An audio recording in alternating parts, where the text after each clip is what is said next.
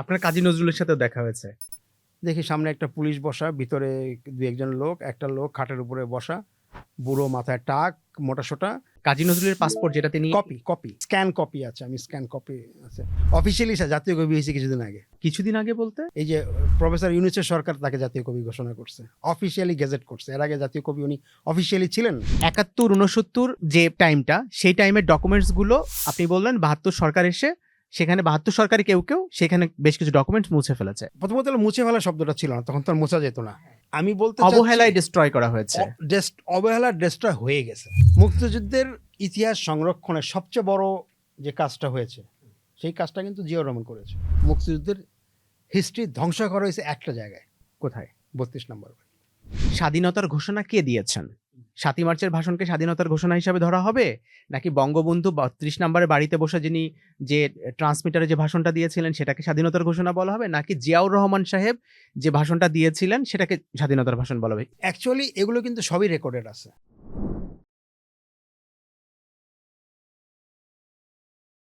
একটা জাতির জন্য আর্কাইভিং যে কত গুরুত্বপূর্ণ বিষয়, একটা আর্কাইভ যে একটা জাতিকে কোথা থেকে কোথায় নিয়ে যেতে পারে তার অনেক উদাহরণ পৃথিবীব্যাপী আছে। বাংলাদেশের এক্স্যাক্টলি আর্কাইভের কি সিচুয়েশন সেটা নিয়ে আজকে আমরা কথা বলার জন্য আমাদের স্টুডিওতে ডেকেছি খুবই গুরুত্বপূর্ণ একজন ব্যক্তি, যিনি একাধারে মাউন্টেইনার, একাধারে ফটোগ্রাফার, সিনেমাটোগ্রাফার, একই সাথে তিনি একজন আর্কাইভিস্ট। এবং তার সাথে আজকে আমরা পুরো সময় জুড়ে কথা বলবো যে কেন এই দেশের আর্কাইভে গুরুত্ব রয়েছে এবং আর্কাইভ আমরা কিভাবে করবো আর কি। বাবু ভাই, আপনার উপর রিসার্চ করতে গিয়ে আমাকে আসলে অনেক বেগ পাইতে হয়েছে। সেই বেগের মধ্যে একটা বিষয় হচ্ছে যে আপনার এরিয়াতে এত ভাস্ট, আপনি ফটোগ্রাফার, আপনি ভিডিওগ্রাফার, আপনি ফিল্ম অ্যানালিস্ট, ফিল্ম মেকার, একই সাথে আপনি মাউন্টেইনার, আপনি সংগ্রাহক হিসাবে কাজ করছেন, আর্কাইভিস্ট হিসাবে কাজ করছেন। তো অনেক ভাস্ট এরিয়া নিয়ে কাজ করছেন এবং মজার ব্যাপার হচ্ছে আপনি ঠিক কারোর মতো মানে অন্যরা যেরকম ফ্লাশি ভাবে একটা জায়গায় জাস্ট একটু করে চলে গেলাম এরকম না, আপনি যেখানে করছেন সেখানে এক মোটামুটি ফুটপ্রিন্ট রেখে গেছেন। সো কোনো একটা নিয়ে কথা বলতে গেলে অনেক বড় এপিসোড হয়ে যাবে আর কি। সো আমি উচিত হলো যে কোনো একটা নিয়ে কথা বলা আর কি উচিত। তো আমরা আসলে চেষ্টা করব দুইটা জায়গা নিয়ে কথা বলতে আর কি। মোস্টলি আপনার আর্কাইভিস্ট যে ক্যারেক্টারটা এটা নিয়ে কথা বলবো, আরেকটা জায়গা নিয়ে কথা বলবো আমরা, সেটা হচ্ছে আপনার মাউন্টেইনার যে জায়গাটা, ওই জায়গায় মাউন্টেনিং নিয়ে কথা বলবো আর কি। এবং আমি চেষ্টা করব দুইটা জায়গাতে যারা শুনবেন, আমার অডিয়েন্স যারা শুনবেন তাদেরকে জন্য ভ্যালু অ্যাড করা যায় আর কি। এক্স্যাক্টলি। সো আপনি আপনার বক্তব্যের মধ্যে থেকে ওই ভ্যালু অ্যাডিং জায়গাটা যদি এনশিওর করতে পারেন আমার অডিয়েন্সের জন্য, আমার audience will be very grateful to you and me also. তো আমরা আমার প্রথম যে জায়গাটা জানার খুব ইচ্ছা সেটা হচ্ছে যে আপনি একই সাথে আপনি শুরু করেছিলেন এফডিসির সাথে কাজ, মানে এফডিসির ঘরানার সিনেমাগুলোর সাথে কাজ করা শুরু করেছিলেন এবং পরবর্তী সময় হচ্ছে আপনি ধীরে ধীরে এফডিসি থেকে বের হয়ে এসে এফডিসির বাইরের ঘরানা যে সিনেমা সেগুলোতেও কাজ করেছেন বা সেই সংগঠনগুলোর সাথে আপনি কাজ করেছেন, শর্ট ফিল্ম ফোরাম আর ঢাকা সিনে ক্লাব, আরও যা যা ছিল আশপাশে আপনি এগুলো নিয়ে অল্টারনেটিভ ফিল্ম মুভমেন্টের সাথে আপনি একটা সক্রিয় মানুষ হিসাবে কাজ করেছেন আর কি। সো আমার এক্স্যাক্টলি জানার আগ্রহ যে জায়গাটা সেটা হচ্ছে যে এই যে ধরেন একই দেশে দুইটা ঘরানা স্টাবলিশড হয়েছে, দুইটাই যথেষ্ট শক্তিশালী ঘরানা, এদের দূরত্বও প্রচুর, একই শহরের মধ্যে দুটো ঘরানা কিন্তু তাদের মধ্যে প্রচুর দূরত্ব তৈরি হয়েছে। এই দূরত্বটা আসলে শুরু হয়েছিল কিভাবে, মানে এক্স্যাক্টলি তাদের কনফ্লিক্টের জায়গা কোথায়? আমি কি ওইটা বলবো না আসলে শুরু থেকেই বলবো? শুরু থেকে যদি আমি এইভাবে বলি যে আসলে কথাটা ভুল যে আমি মানে আগে বেশি ঘরানায় তারপরে ওইটাতে গিয়েছি। ধীরে ধীরে এই কথাগুলো বল। আসলে আমার ব্যাপারটা হলো আমি মানে আমার কোনো ফিক্সড গোল ছিল না। আচ্ছা, কখনোই। হ্যাঁ, I just enjoy my life, এইরকম একটা আমি মানে ইয়েতে চাচ্ছিলাম, কাজ করতেছিলাম। তো আমার মামা ছিল ফটোগ্রাফার, তো মামার অনেক গল্প শুনতাম। উনি কাদিরে বাহিনীতে ছিল, তো উনি কিছু ছবি টবি আমাকে দেখাতো। তো উনার ওই মামার কাছ থেকে আমি আসলে প্রেরণাটা পাই। এরপরে আমি মনে হলো যে আমি পড়াশোনায় ঠিক ভালো ছিলাম না, মানে জেনারেল পড়াশোনা শেষ করেছি কিন্তু ভালো ছিলাম না, এটা পছন্দ হতো না। যেমন আমি এটা কখনকার সময়? এটা আসলে আমার স্কুলের পরে, জাস্ট স্কুলটা মোটামুটি শেষ করলাম, ম্যাট্রিকুলেশনের পরে। ম্যাট্রিকুলেশন, হ্যাঁ, তখন এসএসসি বলতো, সেকেন্ডারি এডুকেশন। তো এরপরে আমি মানে যাতে ওই ম্যাট্রিক পরীক্ষার পর আমি ঢাকার লাইব্রেরিগুলোতে যাওয়া শুরু করলাম। ওই যে 3 মাস মানুষ ঘুরতে যায়, বেড়াতে যায়, আমি একটু বান্দরবন গেলাম, চিটাগং গেলাম, কক্সবাজার গেলাম, আমার খালার বাড়ি ছিল এখানে। ওইটা 7-10-12 দিন ঘুরে আসার পরে ঢাকায় বাসায় চলে আসার পরে আমি আসলে লাইব্রেরিতে যাওয়া শুরু করলাম। হ্যাঁ। তো আমার বই পড়তে পড়তে এত ভালো লাগলো, তখন তার আগে আমাদের স্কুলে পুরস্কার হিসেবে কিন্তু অনেক বিখ্যাত বিখ্যাত বই দিত। হ্যাঁ, যে গল্পের শেষ নেই, একটা খুব চমৎকার বই আছে, এটা আমি ক্লাস 5 না 6 থাকার পড়েছিলাম।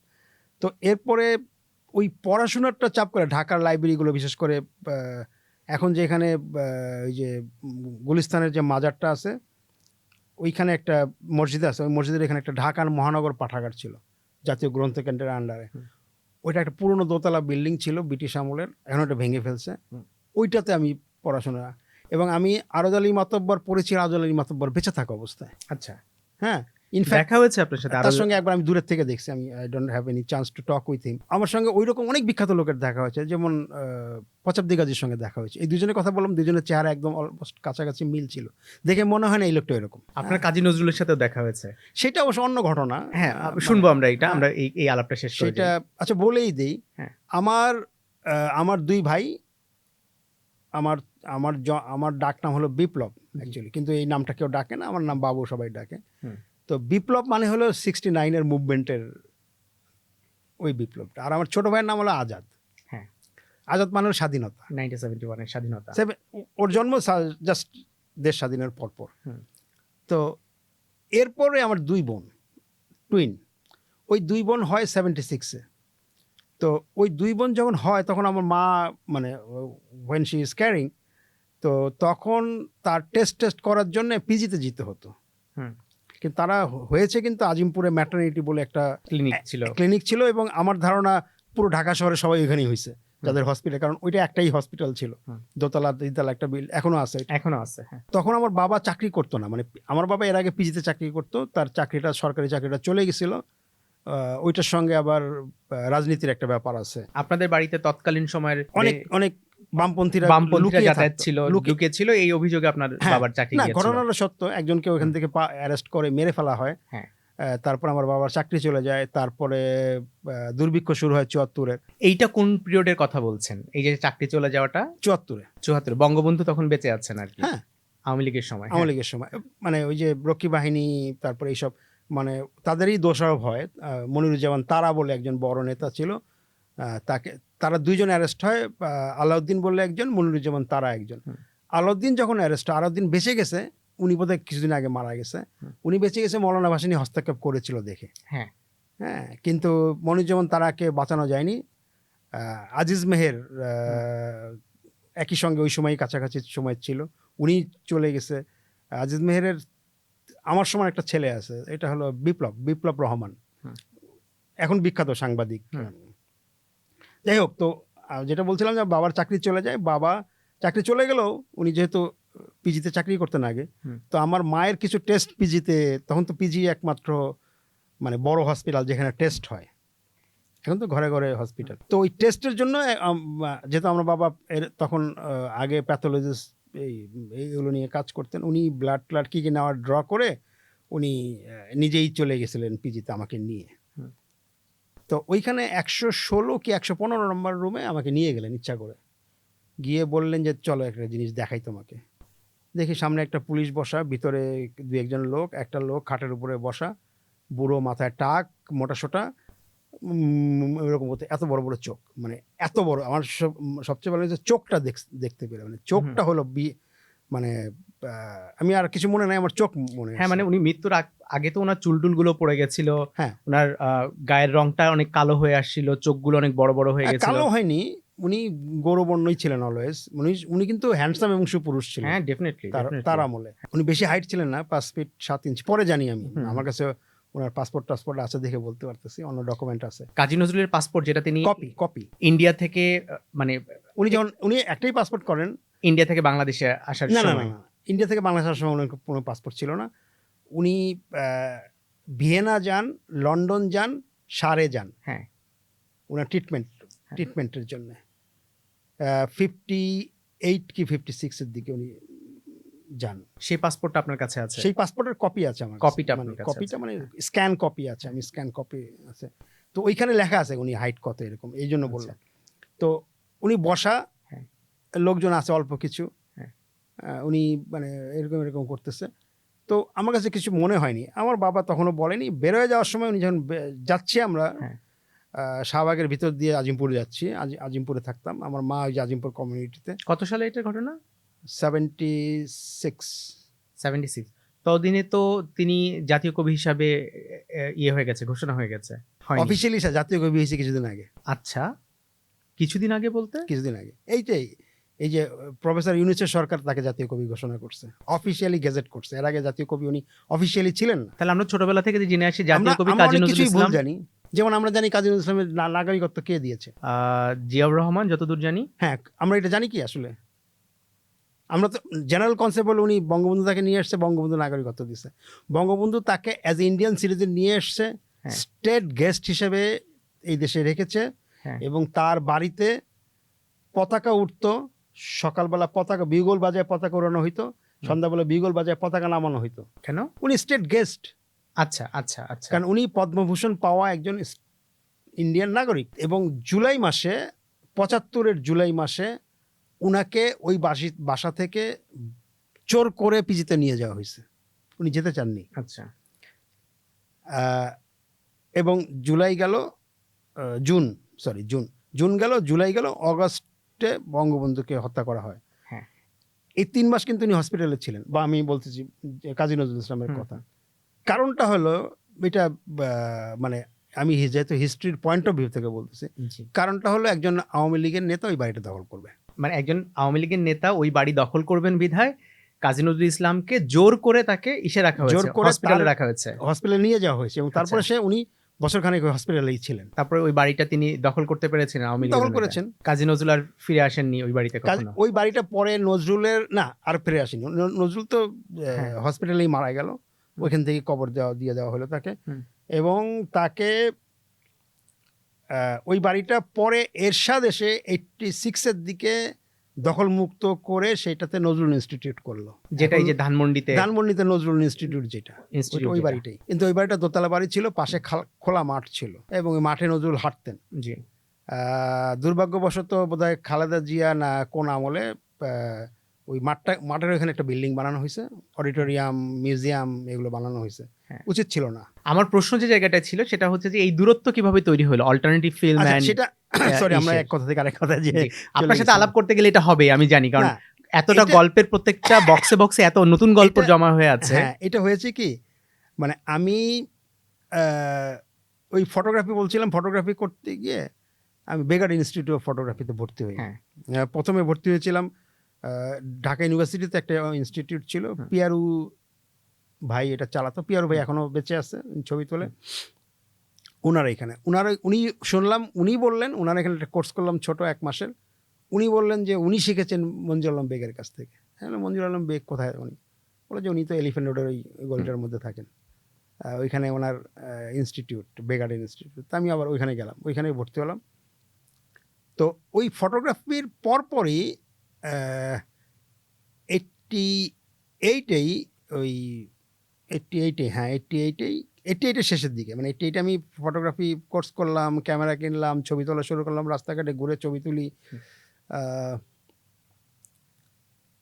একদিন একটা ফিল্ম নিয়ে আলোচনা করার জন্য আলমগীর কবির সাহেব আসলেন। আলমগীর কবির সাথে আপনার ওই সময় প্রথম দেখা? আচ্ছা। 88-এর মাঝামাঝি থেকে উনি ওই পিয়ারু স্যারের ক্লাসরুমে, টিএসসি দোতলায় ক্লাস হতো।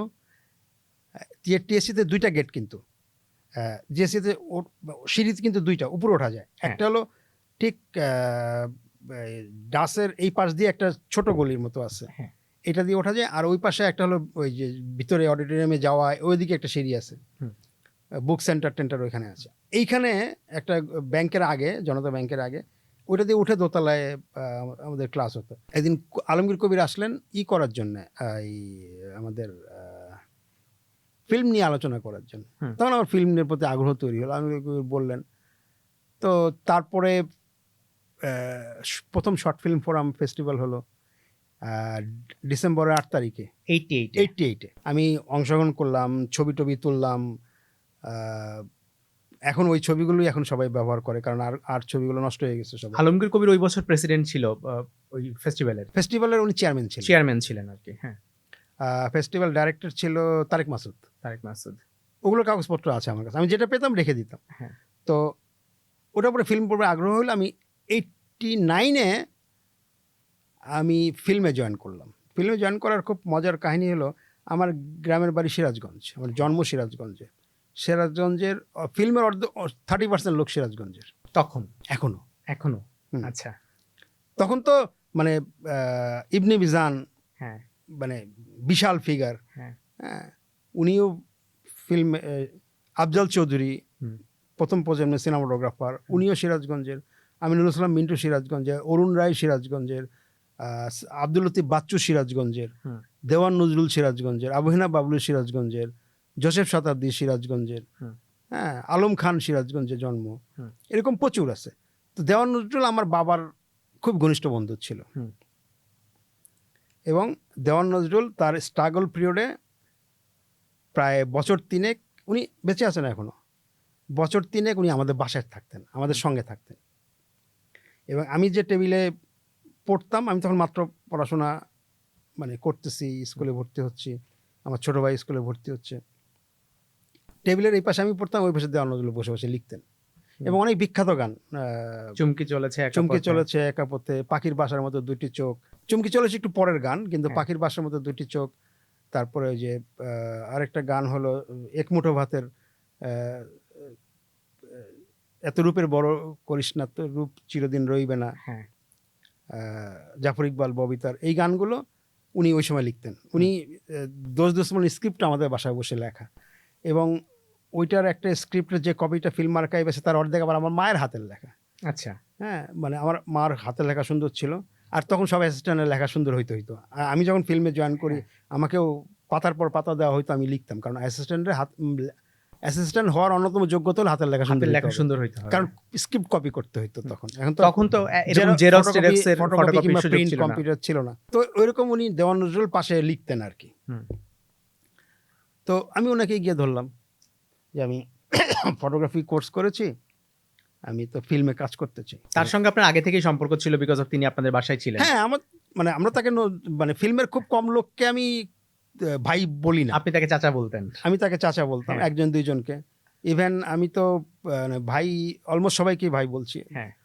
আব্দুল জব্বার খানের চেয়ে বড় তো আর ফিল্মে কেউ থাকার কথা না। আসবো, ওনার ব্যাপারে আমার জানার তো আগ্রহ আছে। উনাকে আমি ভাই বলতাম, হ্যাঁ। খানাদাকে আতা ভাই বলতাম, হ্যাঁ। কিন্তু দেওয়ান নজরুলকে চাচা বলতাম, হুম। নজরুল কাকা বলতাম। হুম। এরকম দু একজন আছে। জাফর ইকবালকে নানা বলতাম, হুম। কারণ উনি আমার এক অর্থে নানা। হুম। আমার নানির 2টা খালাতো বোন আছে, হুম। ভাই আছে। আমার নানির 2টা খালাতো ভাই, একটা খালাতো বোন। হুম। এই 2টা খালাতো ভাই হলো আনোয়ার পারভেজ আর জাফর ইকবাল, আর বোনটা হলো শাহনাজ রহমতুল্লাহ। হুম। আমার নানির আপন খালাতো ভাই এরা। হ্যাঁ। কিন্তু এইরকম দু একজন ছাড়া বাকি সবাইকে ভাই বলতাম। ইনফ্যাক্ট আমি আমার আপন শ্বশুরকে 25 বছর ভাই বলছি, আপন চাচা শ্বশুরকে আরো বেশি বছর, প্রায় 30 বছর ভাই বলছি। যাই হোক, সেটা আলাদা। তো ওনাকে বললাম, নজরুল কাকা কাছে, নজরুল কাকা আমি, আচ্ছা ঠিক আছে আমার সঙ্গে থাকো, চলো ঘুরো। তো 89-এ জয়েন করলাম। 89-এ জয়েন ফিল্মে গেলাম, ওনার সঙ্গে ঠাকি ছবি টবি। তখন লিঞ্জা বলে একটা ছবি তৈরি হচ্ছিল, ওনার সহকারী রানা নাসের তার পরিচালনায়। তো এটা 90-এর আন্দোলনে ঠিক পরপর মুক্তি পেয়েছে। ওই ছবিতে ওরকম কাজ টাজ করি, ঘোরাঘুরি করি, ছবি তুলি, এরকম কিছু করতে করতে এফডিসিতে একটা ফিল্ম ইনস্টিটিউট তৈরি হইল। ক্লাসও শুরু হয়ে গেল, এবং ওপেন হইল ডিসেম্বর না, নভেম্বরের বোধহয় শেষ দিকে। এরশাদ পদত্যাগ করলো 90-এর 4 তারিখে সে ঘোষণা দিল সে পদত্যাগ করবে। 6 তারিখে সে পদত্যাগ করলো এরশাদ। আর এরশাদের পদত্যাগের মাসখানেক আগেই আমাদের ইনস্টিটিউটটা চালু হয়ে গেল। এবং ওপেন করেছিলেন তৎকালীন তথ্যমন্ত্রী যে ছিল, আনোয়ার জাহিদ বোধহয় এরশাদের তথ্যমন্ত্রী ছিল। তো ক্লাসও শুরু হয়ে গেল, আমি ওই ইনস্টিটিউটে ভর্তি হলাম, এবং সৌভাগ্যবশত আমি ফার্স্ট হইলাম। ওইটাতে 6 মাসের কোর্স ছিল। অবশ্য পরীক্ষা টরীক্ষা হয় নাই, অন্য একটা উপায়ে হয়েছে। তো ওই ইনস্টিটিউটে আসলে আমাদের ক্লাস নিতে আসলো সৈয়দ শামসুল হক, মমতাজউদ্দিন আহমেদ, সৈয়দ মঞ্জুরুল ইসলাম চৌধুরী, খানাতুর রহমান, আফজল চৌধুরী, এই ধরনের লোকেরা। তো অ্যাকচুয়ালি ওই মানে বিকল্প ধারা যেটাকে বলবো কিংবা অন্যটা, ওইটাতে ওই বীজটা আসলে 90 সালে আমার মধ্যে ঢুকে গেল। আমার প্রশ্নটা ছিল এক্স্যাক্টলি এই দুইটা ধারার দ্বন্দ্ব শুরু হইলো কোন পয়েন্ট থেকে? আপনি যেহেতু আর্কাইভিস্ট, আপনি হয়তো বলতে পারবেন যে এক্স্যাক্টলি দ্বন্দ্বটা শুরু হয়েছে কোন জায়গা থেকে। আসলে কিন্তু কোনো দ্বন্দ্ব নাই। আসলে কি কোনো দ্বন্দ্ব নাই? না, দ্বন্দ্বটা কিরকম আমি বলি। হ্যাঁ, এই বিকল্প ধারা কিংবা আমরা অল্টারনেটিভ মুভমেন্ট কিংবা ইন্ডিপেন্ডেন্ট ফিল্ম মেকিং, হ্যাঁ, এই ধারাটার ফাউন্ডারকে আলমগীর কবির। আলমগীর কবির, অবশ্যই। আলমগীর কবির তো এফডিসির বাইরে কোনো ছবি বানায় নাই। আচ্ছা, কিন্তু মানে বেসিক্যালি আমি যেটা বোঝার চেষ্টা করছি সেটা হচ্ছে যে ধরেন এফডিসিতে যারা কাজ করেন তারা এই অল্টারনেটিভ ধারা যারা সিনেমা বানান তাদের সিনেমাকে সিনেমা বলে স্বীকৃতি দিতে ইচ্ছুক নয়। একই রকমভাবে যারা অল্টারনেটিভ সিনেমা বানান, আমি কারো নাম নিচ্ছি না, তারা আবার এফডিসিতে যে কমার্শিয়াল সিনেমা হয়, মাসালা সিনেমা, কমার্শিয়াল সিনেমা বা বিজনেস সিনেমা যেটাই বলি, বা সেকেন্ড সিনেমা যেভাবে, সরি ফার্স্ট সিনেমা যেগুলোই বলি না কেন, তো এই সিনেমাগুলোকে আসলে সেই মূল্যায়নের জায়গায় রাখতে রাজি না যে এই সিনেমাগুলো আসলে কোনো সিনেমা না। এই যে ধরেন মনস্তাত্ত্বিক বা দার্শনিক একটা দ্বন্দ্ব তৈরি হয়েছে দুইটা শ্রেণীর মধ্যে, এইটার শুরুটা কোথায় হয়েছে? অ্যাকচুয়ালি এটা শুরুটা হলো অনেক পরে, আলমগীর কবির চলে যাওয়ার পরে। হ্যাঁ। আমি ঘটনাটা বলি। জি। আমাদের দেশে ফিল্ম সোসাইটি প্রথম করেছে কারা? শর্ট ফিল্ম ফিল্ম সোসাইটি, না শর্ট ফিল্ম প্রথম তো 86-এর। আচ্ছা, ফিল্ম সোসাইটির সবচেয়ে জনপ্রিয় ধারাটা, সবচেয়ে জনপ্রিয় ফিল্ম সোসাইটিতে তৈরি হয়েছে 63-তে। হ্যাঁ, 24শে অক্টোবর হ্যাঁ। 1963। খসরুভাই টসরুভাই এরা যারা ছিল, কিন্তু তার আগে ফিল্ম সোসাইটি হয়েছিল এই দেশে। আচ্ছা, 61 এবং 62-তে ফিল্ম সোসাইটি হয়েছিল। এটা জহির রায়হান থেকে শুরু করে, সালাউদ্দিন থেকে শুরু করে, কাজী জহির, খানাতে এরা জড়িত ছিল। আচ্ছা। মানে ফিল্ম সোসাইটি, ফিল্ম ক্লাব যে একটা চর্চার জায়গা হবে, ফিল্ম নিয়ে যে একটা চর্চা করা যায়, এই চর্চাটা, এই কাজটা করেছে কিন্তু ফিল্মের লোকেরাই, কিন্তু তারা কন্টিনিউ করেনি। হুম। আর মনে রাখতে হবে যে 60s-এর দিকে সব ছবি এখন যদি আমরা তৈরি করি কিংবা ওই ছবিগুলো দেখি, আমরা কোনো ছবিকেই কিন্তু মাসালা, ফাস্ট কমার্শিয়াল এগুলো বলবো না। ওখানকার ছবিগুলো সবগুলোই এখনকার ইভেন অনেক ইন্ডিপেন্ডেন্ট অল্টারনেটিভ ফিল্মের তুলনায় আরও বেশি আর্টিস্টিক। হ্যাঁ। তো দ্বন্দ্বটা আসলে ছিল না। হ্যাঁ, এবং আমরা যদি বাংলাদেশ ফিল্ম সোসাইটি 71-এর আগে বাংলাদেশ ফিল্ম সোসাইটি সবচেয়ে বেশি, মানে পাকিস্তান ফিল্ম সোসাইটি যেটা, ওয়াহিদুল হক, মোহাম্মদ খসরু, মাহবুব জামিল, এরা যারা অর্গানাইজ করত, কবির চৌধুরী, জয়নুল আবেদিন, পেইন্টার জয়নুল আবেদিন, কামরুল হাসান, এরা জড়িত ছিল এইসব। এই যে ফিল্ম সোসাইটির মুভমেন্টে যারা ছিল, ওইসব ফিল্ম সোসাইটির যত আছে, এই যে কি বলে, সেমিনারগুলো হইতো, অনুষ্ঠানগুলো হইতো, এগুলো গেস্ট থাকতো কারা, সেমিনারের পেপার পড়তো কারা? এই মেইন স্ট্রিমের লোকজন। খানাতা পড়তো, জহির রায়হান পড়তো, আবার মনির চৌধুরী পড়তেছে, কাশেম চিস্তি পুরো একদিনের সেমিনারের কথা বলতেছে, মানে সেমিনার পরিচালনা কাশেম চিস্তি, টোটালি এফডিসির মানে ল্যাবের ঘরের বসাটা লোক, সেই লোকটা। তারপরে আব্দুল সামাদ, তারপরে সৈয়দ শামসুল হক, এরা তো প্যারালালি এই জিনিসগুলো করতো। সুভাষ দত্ত, না আমি গোলাম মুস্তফা, বুঝতে মানে পেরেছি। আমি বলতেছি যে ফিল্ম সোসাইটি হওয়া থেকে শুরু করে আলমগীর কবির পর্যন্ত, আলমগীর কবিরের মারা যাওয়া পর্যন্ত কিন্তু অলমোস্ট প্যারালালি ছিল। প্রবলেম একটা জায়গায় হয়েছে। শুরুটা কোন জায়গায় হয়েছে? প্রথম কথা হলো ফিল্ম সোসাইটি হলো বিদেশি ছবি দেখাইতো, বাইরের ছবি। ফিল্ম সোসাইটি মানুষ জয়েন করতো 71-এর পরে, জয়েন করতো ইন্ডিয়ান ছবি দেখার জন্য, ইন্ডিয়ান ছবি, স্পেশালি ইন্ডিয়ান ছবি দেখার জন্য। কারণ বিদেশি হলিউডের ছবি কিংবা জার্মান ছবি কিংবা ব্রিটিশ ছবি তখন কিন্তু হলেই চলতো। হ্যাঁ, কারণ আমি হলে অলমোস্ট সব বিখ্যাত ছবি হলে দেখেছি। শুধু ওই যে লা দলচে ভিটা, তারপরে লা নত্তে, হ্যাঁ, এইসব ছবি, ফ্রেঞ্চ সিনেমা, এইসব ছবি হলে চলে নাই। কিন্তু বাইসাইকেল থিপ তো আমি হলে, সিনেমা হলে কমার্শিয়ালি দেখেছি, টু ওমেন কমার্শিয়ালি দেখেছি, বাইসাইকেল থিপ যখন রিলিজ হয়েছে তখন কমার্শিয়ালি বাংলাদেশে তখন না, বাইসাইকেল তো অনেক অনেক আগে ছবি। সিনেমা, হ্যাঁ সরি। কিন্তু আমি হলে দেখেছি, মানে হলে চলেছে এইসব ছবি। আচ্ছা যেমন নাজ সিনেমাটা শুধুমাত্র বিদেশি ছবি চলতো, ইংরেজি ছবি চলতো। আচ্ছা গুলিস্তানের পাশে একটা হল ছিল, গুলিস্তানের বিল্ডিং যে হল ছিল, গুলিস্তানের হল, তার সঙ্গেই হলটা ছিল, শুধু বিদেশি ছবি চলতো, অন্য কোনো ছবি চলতো না এখানে। এবং বিদেশি ছবি মানে কিন্তু তখন হংকংয়ের ছবি, মার্শাল আর্ট ছবি, হলিউডের মারামারি ছবি আসতো না, এগুলো আসতো। ওকে, তার মানে হলো, আমি যেটা বলতে চাচ্ছি, সব প্যারালাল ছিল। প্রবলেমটা কোন জায়গায় হলো, মানে অল্টারনেটিভ মুভমেন্টের লোকজন, আলমগীর কবির সহ, উনি ফিল্ম বানানো শুরু করলেন 16 মিলিমিটারে, বিকজ অফ কস্ট কম, হ্যান্ডি, কস্ট কম, এবং অ্যাফোর্ডেবল। প্রজেকশন, ফ্রি প্রজেকশন করা যায়। ফ্রি প্রজেকশন বলতে প্রজেকশনের যে সিন্ডিকেট, এটার মধ্যে না ঢুকে করা যায়। হ্যাঁ, ইন্ডিপেন্ডেন্ট প্রজেকশন, ইন্ডিপেন্ডেন্ট প্রজেকশন করা যায়, কারণ 16 মিনিট প্রজেক্টর নিজেই ক্যারি করে নিয়ে একটা পুরো ফিল্ম একটা রোলের মধ্যে ঢুকতে পারে, নিয়ে যাওয়া যায়। এই ফ্যাসিলিটি ততদিনে এফডিসিতে নষ্ট হয়ে গেছে। এফডিসিতেও এই ফ্যাসিলিটি ছিল, 16 করার ফ্যাসিলিটি ছিল, এবং এফডিসিতে 35 থেকে 16 একটা রিডাকশন করা এবং 16 থেকে 35 ব্লো আপ করার পুরো সিস্টেমটা ছিল। তো এই সিস্টেমটা এফডিসি দিতে পারতো না তখন। আর তখন এরা, মানে তারেক মাসুদ, মোর্শেদুল ইসলাম, তানভীর মোকাম্মেল, এই পুরো গ্রুপটা, খায়রুল বাশার, তারপরে আহমেদ মুস্তফা কামাল, নট আহমেদ মুস্তফা জামাল, তার বড় ভাই আহমেদ মুস্তফা কামাল, তারপরে ইসমাইল হোসেন, দিলদার হোসেন, এরা, হাবিবুর রহমান হাবিব, এরা যেহেতু 16 ছবি বানানো শুরু করলেন, 16 আর এফডিসি প্রোভাইড করতে পারছে না, তখন তারা ডিএফপির, যেহেতু ডিএফপির 16 সবকিছু তখন অ্যাক্টিভ ছিল, তারা ডিএফপিতে কাজ করা শুরু করলে, তখন তাদের মধ্যে এফডিসির থেকে একটু আলাদা হওয়া শুরু হলো। আলমগীর কবিরের সময়ই, কিন্তু আলমগীর কবির 35 যত ছবি বানিয়েছে সব কিন্তু এফডিসির ভেতরে, এফডিসি বানিয়েছে।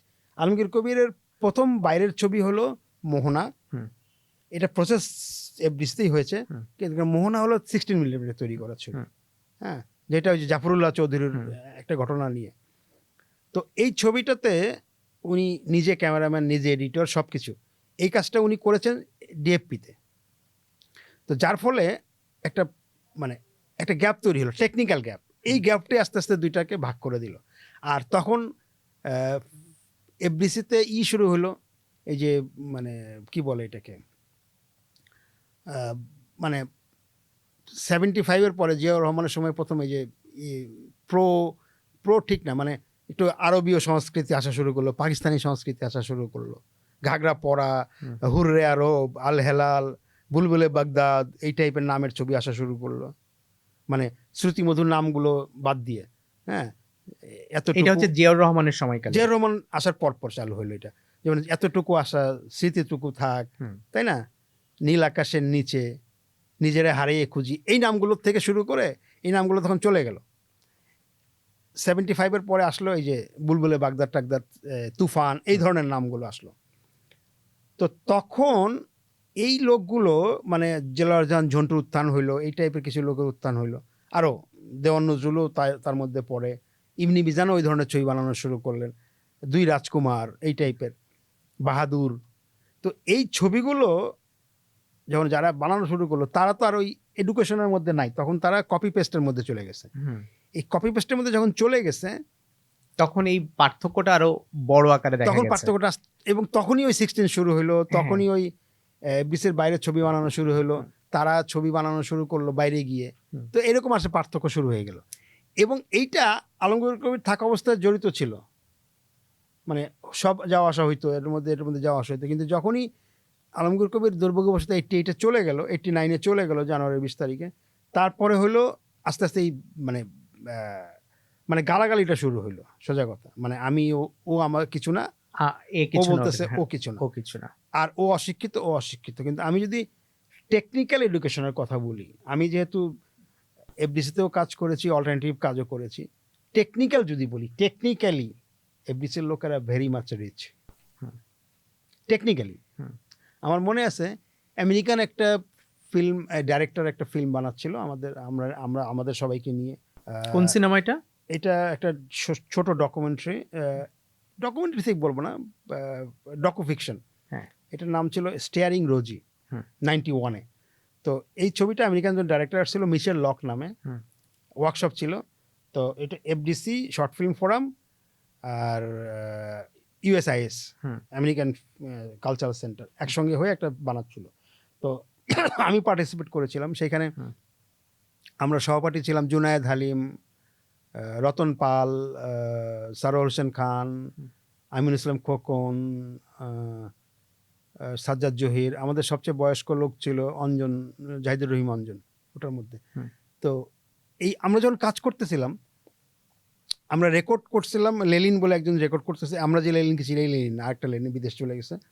ও একটা মানে সাউন্ড মেশিনে সাউন্ডগুলো রেকর্ড করতেছিল। আমরা 35mm ছবিতে শ্যুট করতেছিলাম ক্যামেরায়। 35mm ক্যামেরায় কিন্তু তখন আর সিঙ্ক নাই, মানে লিপ সিঙ্ক হবে না। হুম। তো যখন আমরা এডিট করতে বসলাম সাউন্ড আর পিকচার মিলে, দেখা গেল 10-12 ফ্রেম পর 2 ফ্রেম 3 ফ্রেম আপ ডাউন করে হুম। মিসিং হয়। এইটা যখন এডিট করতে আসলো সাজ্জাদ জহির, পুনা থেকে এডিটিংয়ে পড়াশোনা করে আসা, এফডিসির অর্থায়নে, সাজ্জাদ জহির এটা এডিট করতে পারলেন না 3-4 দিন সময় নিয়ে। হুম। তখন একজন অ্যাসিস্ট্যান্ট এডিটরকে, ইকরাম নাম, পর এডিটর হয়েছে, তাকে দায়িত্ব দেওয়া হলো। সে জাস্ট এক রাত্রের মধ্যে পুরো সিং করে ফেললো। আচ্ছা, ভেরি গুড। এবং সেখানে মানুষ তো কাটে 1 ফ্রেম করে, উনি হাফ ফ্রেম কোয়ার্টার ফ্রেম কেটে কেটে কেটে কেটে বসায় জিনিসটাকে দাঁড় করে ফেলছে। তারেক মাসুদ না, ওনার নাম হলো তারেক মাহমুদ। উনি একজন ফিল্ম ডাইরেক্টর ছিলেন। সংসার সীমান্তে বলে একজন একটা ছবি করে মারা গেছেন। মুন্না আছে না মিডিয়াতে, মুন্নাই তো, কোন মুন্না বলেন? পুরো নামটা মনে নেই আমার এই মুহূর্তে। আচ্ছা, ঘটনা বলেন। ওর শ্বশুর আর কি, ওই তারেক ভাই। আচ্ছা। তো মুন্না এই যে মিডিয়ার সঙ্গে জড়িত, এইসব বানায় হাফ প্যান্ট টাপ প্যান্ট টাইপের পরে টরে। আচ্ছা, আমি বুঝতে পেরেছি আর কি। আমি পুরো নামটা আমার মনে পড়ছে না। হ্যাঁ। তো ও তারেক ভাই হলো ওর শ্বশুর ছিল, মানে বিয়ে করছে পরে, বাচ্চাটা তখন ছোট ছিল পরে। যাই হোক, ওই তারেক ভাই ইমদাদকে নিয়ে আসলেন, ইমদাদ না, একরামকে নিয়ে আসলেন, বসলেন, আমি বসলাম। আমরা 2 দিন 2 রাত টানা বসে সিং করে ফেললাম। তো আমি বলতেছি এটা টেকনিক্যালি, কারণ এত বাজে বাজে ক্যামেরা নিয়ে, এত বাজে লাইট সেট আপ নিয়ে আমরা কাজ করি, হুম। যার ফলে ওই মানে অনেক সীমাবদ্ধতার মধ্যে কাজ করতে হয়, যেটা আসলে এফডিসির লোকেরা করতে পারতো, বাইরের লোকেরা করতে পারতো না। আরেকটা জিনিস আমি বলি, আমরা যদি অরিজিনাল নেগেটিভ থেকে কোনো কপি করি, হুম। কপি হ্যাঁ। করে কোনো প্রিন্ট তৈরি করি, কিংবা হ্যাঁ। এখন ডিজিটাইজ করি, অল্টারনেটিভ ঘরানার ছবি যেগুলো সেলুলয়েডে তৈরি হয়েছে, যে কোনো কপি অল্টারনেটিভ ঘরানার যে কোনো ছবির প্রিন্ট টেকনিক্যালি কমার্শিয়াল ফিল্মের তুলনায় বাজে কোয়ালিটির। এটা আচ্ছা। আমি অন ক্যামেরা বলতেছি। আপনি নিজে সিনেমা না বানায় নিজে কেন আসলে গবেষণার দিকে গেলেন? কোন জায়গাটা ক্লিক করছে আসলে বেসিক্যালি? আমি আসলে গবেষক না, হুম। বাই চান্স গবেষক। সিনেমা কেন বানাইনি, আমি আসলে ফিল্মে যখন একটু ভালগারিজম বেশি চলে আসলো, হুম। 90s মাঝামাঝি দিকে, আমি তো যেহেতু ফিক্সড কিছুতে ফিক্স থাকি না, সেই তো যার জন্য আমি একটু আসলে শিফট করে গেলাম। হ্যাঁ। তখন আমি ফটোগ্রাফি করি, প্যারালালি ফটোগ্রাফি করি, ফিল্মে কাজ করি, ফটোগ্রাফি করি। তো আমি ছবি তুলতে গেলাম বান্দরবন। হুম। বান্দরবন প্রথম গেছিলাম ম্যাট্রিকের পরে, অনেক বছর পরে আবার যখন গেলাম, তখন কেন যে আমার পাহাড়কে টানা শুরু করলো কমার্শিয়াল একটা কাজের জন্য, ক্যালেন্ডারের জন্য। তখন মাত্র শান্তি চুক্তি হয়েছে, হবে 96-তে। 96-তে। তো তখন আমি মানে মানে পাহাড়ের ছবি তোলা শুরু করলাম। তখন আমি ফিল্মে যেতে সময় দিতে হইতো, আমি তখনও অ্যাসিস্ট্যান্ট হিসেবে কাজ করি। কিন্তু ওই যে মানে ফিল্ম সোসাইটি করি, ফিল্ম ইনস্টিটিউটে, ওই যে এফডিসির ভিতরে যে চলচ্চিত্র প্রশিক্ষণ কেন্দ্র ছিল, যেটাতে মৃণাল সেন আসছিলেন, গৌতম ঘোষ আসছিলেন, ওইটাতে কাজ করি, মানে ওইটাতে পড়াশোনা করছি। তারপরে পদ্মা নদীর মাঝির ছবিতে গৌতম ঘোষের সঙ্গে কিছুদিন আউটডোর লোকেশনে যাওয়া আসা, নিমাই ঘোষের ক্যামেরা ট্যামেরা ক্যারি করা, স্টিল ক্যাপ ফটোগ্রাফার যে, হুম। এগুলো থাকার ফলে মানে কেন জানি প্রপার ওয়েতে অ্যাসিস্ট্যান্ট হয়ে অ্যাসিস্ট্যান্ট থেকে ডিরেক্টর হওয়া, ওই জিনিসটা আমার মধ্যে আসেনি। যখন 96-এ যখন ছবি তুলতে গেলাম, দেখলাম যে এখানে মোটামুটি ভালো টাকা পাওয়া যায়। হ্যাঁ, মানে টাকা ভালো পাওয়া যায়। হুম। 10-12টা ছবি তুললাম, যে টাকা পেলাম,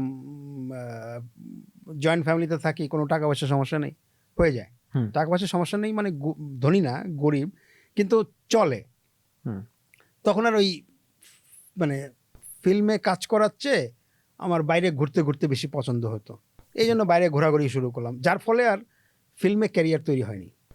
আর গবেষণার কথাটা যদি বলি, খুব ইন্টারেস্টিং। আমি অনেক বছর অ্যাসিস্ট্যান্ট করেছিলাম আব্দুল সামাদ বলে এক ব্যক্তির সঙ্গে। মানে তার সঙ্গে ওনার সঙ্গে পরিচয় হলো ওই যে চলচ্চিত্র প্রশিক্ষণ কেন্দ্রের উনি কোর্স ডিরেক্টর ছিলেন। ওনার সঙ্গে উনি হলেন London school of film technique থেকে গ্র্যাজুয়েশন করা সিনেমাটোগ্রাফির উপরে। উনার আগে আসলে কেউ দু একজন পড়েছে, কিন্তু ফিল্মে কাজ করেনি। ওনার পরেও আর কেউ কাজ করেনি ফিল্মে। আর ফিল্মে যদি সিরিয়াসলি কেউ কাজ করে থাকে, উনি লন্ডন থেকে সিনেমাটোগ্রাফি শিখে আসছেন, এরপরে আনোয়ার ভাই পুনা থেকে সিনেমাটোগ্রাফি করে আসছেন। এরপরে সিরিয়াসলি কিন্তু খুব বেশি লোক কাজ করে না। শফিকুল ইসলাম সফরও ছিল পুনা থেকে, আরও পরে। তো ওনার সঙ্গে থাকতে থাকতে মানে উনি 2004-এ মারা যান। উনি মারা যাওয়ার আগে আগে উনি ওনার কিছু জিনিস আনিয়ে দেখাতেন আমাকে। একদিন একটা পাসপোর্ট আনলেন, পাসপোর্ট দেখায়, এই দেখো এখানে আমার ছবি, চুলওয়ালা। মানে উনি তো, ওনাকে টাক সামাদ বলে সবাই পরিচিত। হ্যাঁ, মানে সিনেমাটোগ্রাফার, ডিরেক্টর। ওনাকে অনেকে চিনে রোজি সামাদের হাজবেন্ড হিসেবে। হ্যাঁ, তো ওই টাক মাথার ছবি, মানে চুলওয়ালা ছবি। স্যার আপনার চুল? হ্যাঁ চুল ছিল। এই যে পাশে আবার একটা উনার টাকওয়ালা ছবি, কারণ 4 বছরের মধ্যে 4 বছর গ্র্যাজুয়েশন করতে করতে টাক হয়ে গেছে। তো পরে আরেকটা ছবি লাগানো হয়েছে পাসপোর্টের পাশে, আচ্ছা। ওয়াইফের ছবির জায়গায়। তখন ওয়াইফের আলাদা পাসপোর্ট হতো না, হাজবেন্ডের সঙ্গে করতে হইতো। একই পাসপোর্টে দুজন যাতায়াত করতো তখন? হ্যাঁ, আচ্ছা। কিছুদিন আগেও তো বাচ্চাদের আলাদা পাসপোর্ট হইতো না। বাবা আমার পাসপোর্টের সঙ্গে বাচ্চাদের, আমার পাসপোর্টে বাচ্চাদের ছবি লাগানোর জায়গা আছে। আচ্ছা, আচ্ছা। তো ওইরকম আমি বললাম, বাহ পাসপোর্টটা তো সুন্দর, 57-এর, আমি নেই। আচ্ছা নাও। তো এই নিতে নিতে উনার অনেক জিনিস আমার কাছে রয়ে গেল। উনি স্ট্যামফোর্ড ইউনিভার্সিটিতে ফিল্ম অ্যান্ড মিডিয়া ডিপার্টমেন্ট খুললেন। তো ওই চিঠিটা ওনাকে যখন দিল, মানে স্ট্যামফোর্ড থেকে, আমাকে বললো এই দেখো চিঠি। কত সালে এটা? 2004-এ। তো উনি বললো যে এইটার চিঠিটা নিয়ে কী করবো? আমি বললাম আমি নেই। আচ্ছা নাও। লন্ডন স্কুল অফ ফিল্ম টেকনিকের যে গ্র্যাজুয়েশন সার্টিফিকেটটা, আমি বললাম যে এটা ওয়ালে ঝুলতেছিল, আমি বললাম আমি এটা নিয়ে যাই। আচ্ছা নাও। মানে এইরকম ব্যাপারটা ছিল। উনি যখন মারা গেলেন, মারা যাওয়ার পরে ওনার মেয়ে কবিতা, একটাই মেয়ে, ইনফ্যাক্ট রোজিরও একটাই মেয়ে, বললো যে আমরা তো থাকবো না দেশে, চলে যাব, বাবু বাবার জিনিসপত্রগুলো কি হবে? তো আমি বললাম তুমি কি চাও? বলো বাবা তো বলছিল তোমাকে দিয়ে যেতে, অনেক বইতে তোমার নাম লেখা আছে যেটা বাবুর জন্য, তো তুমি নাও। আমি তো সব কিছু নিয়ে কি করব, আমি বরং আর্কাইভে দিই। তো ওই জিনিস যেগুলো আমি আমার বাসায় রাখছি অর্ধেক, আর অর্ধেক মানে যেগুলো আর্কাইভে প্রেজেন্টেবল আর্কাইভে দিয়ে দিছি, অ্যাওয়ার্ড তারপরে আরও এইসব। তো যা, কিন্তু অনেক জিনিস আমার কাছে জমে গেছে, মানে ওনার ডকুমেন্টগুলো, কাগজপত্রগুলো, ওনার কাবিন নামা রোজিস আমাদের সঙ্গে, ওনার ডিভোর্স রোজিস আমাদের সঙ্গে 86-তে, ওনার ডেথ সার্টিফিকেট, এগুলো সব আমার, এরকম সব কিছু আমার কাছে। তো একদিন আমি তখন পাহাড় টাহাড় নিয়ে, ইভেন উনি যখন মারা যায়, ওনার লাস্ট অনুষ্ঠানটা আমার ফটোগ্রাফি এক্সিবিশন, আমার হিমালয়ের উপর ফটোগ্রাফি এক্সিবিশন ছিল, ওইটা ওনার জীবনের লাস্ট অনুষ্ঠান। ওর পরে উনি অসুস্থ হয়ে যান, উনি মারা যান দিল্লিতে। তো একটা ফোন আসলো জাহাঙ্গীরনগর ইউনিভার্সিটির প্রফেসর রশিদ হারুন। আমাকে বললাম, বাবু বলছেন জি, আপনার নাম্বারটা আমি পেয়েছি আব্দুল সামাদের বাসা থেকে, সামাদ সাহেবের নাকি আপনি অ্যাসিস্ট্যান্ট ছিলেন, ওনার নাকি কিছু জিনিসপত্র আপনার কাছে আছে, আমি তো সামাদ সাহেবের উপরে একটা গবেষণা করতেছি, আপনি একটু আমার সঙ্গে দেখা করেন। তো আমি বললাম ঠিক আছে। তো আমি নর্মালি কিছু দেই না কাউকে, মানে অরিজিনালটা দিই না। তো আমি সামাদ সাহেবের বাসায় ফোন করলাম, বললো যে হ্যাঁ উনি কাজ করতেছে। আমি আর্কাইভে ফোন করলাম, ফিল্ম আর্কাইভে, আর্কাইভ থেকে বললো হ্যাঁ উনি কাজ করতেছে। তো আমি জানলাম, ওনার সঙ্গে আমি দেখা করলাম। উনি বললেন যে আমি আব্দুস সামাদের উপর একটা বই লিখতেছি, ওনার জন্য কিছু মানে ডকুমেন্টগুলো দরকার। তা আমি বললাম যে আমার কাছে তো ওনার ম্যাট্রিকের সার্টিফিকেট থেকে শুরু করে ডেথ সার্টিফিকেট পর্যন্ত সব কিছু আছে। উনি সঙ্গে সঙ্গে বললো তুমি আমার সঙ্গে কাজ করো। আমি বললাম দেখেন আমি কাজ করা আমার সময়, আমি তখন হিমালয় নিয়ে বহুর ফ্যাসিনেটেড, মানে আমি প্রচুর বছরে 2 বা 3 বার মাউন্টেনে যাই, জঙ্গলে পাহাড়ে যাই, নেপাল যাই, ইন্ডিয়া যাই।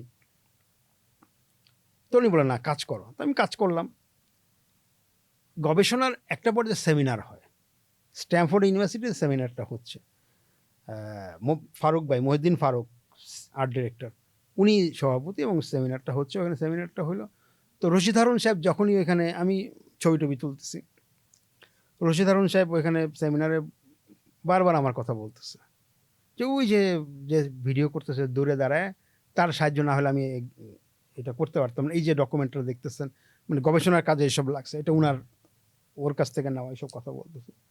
তো অনুষ্ঠানটা হয়ে যাওয়ার পরে চা নাস্তা খাওয়ার সময় আর্কাইভের ডিজি ভদ্রমহিলা, উনি পরে তথ্যমন্ত্রী সচিব হয়েছিলেন, কামরুন নাহার, উনি আমাকে বলতেছেন আপনি কাজটা কেন করলেন না? ছবিতে দেখি আপনার জিনিসপত্র নিয়ে। এটা কত সালে? 9 2009-এ। 2000, হ্যাঁ 9 কি 10? 10 হ্যাঁ। আমি বললাম দেখেন আমি তো সরি না, হ্যাঁ 10। আমি তো এটা করব না, কারণ আমাকে তো দিবেন না আপনারা, কারণ আমার পিএইচডি নাই, নামের সঙ্গে ডক্টর নাই। বলে না না, যে কেউ, তখন মাত্র গবেষণা শুরু হয়েছে, মানে তার 1 বছর আগে না 2 বছর আগে গবেষণা শুরু হয়েছে ফিল্ম আর্কাইভের আন্ডারে। ফিল্ম আর্কাইভের আন্ডারে। প্রথম বোধহয় 2008-এ প্রথম গবেষণা হয়, অনুপম হায়াতা কারা কারা করে। বলে না না, আপনি দিয়ে দেখেন, গবেষণা করতে পারবেন, আপনাকে দিব, আপনি যদি এরকম অ্যাবিলিটি থাকে। তারপরের ওই ঘটনার পরের বছরই আবার একটা সার্কুলার হলো। তা আমি ইমিডিয়েট, তখন মারা গেছে বেবি ইসলাম, তা আমি বেবি বিহারের উপর একটা 2-3 পাতা লিখে এটা জমা দিলাম আর্কাইভে। আমাকে ইন্টারভিউর জন্য ডাকলো। এটা কত সালে?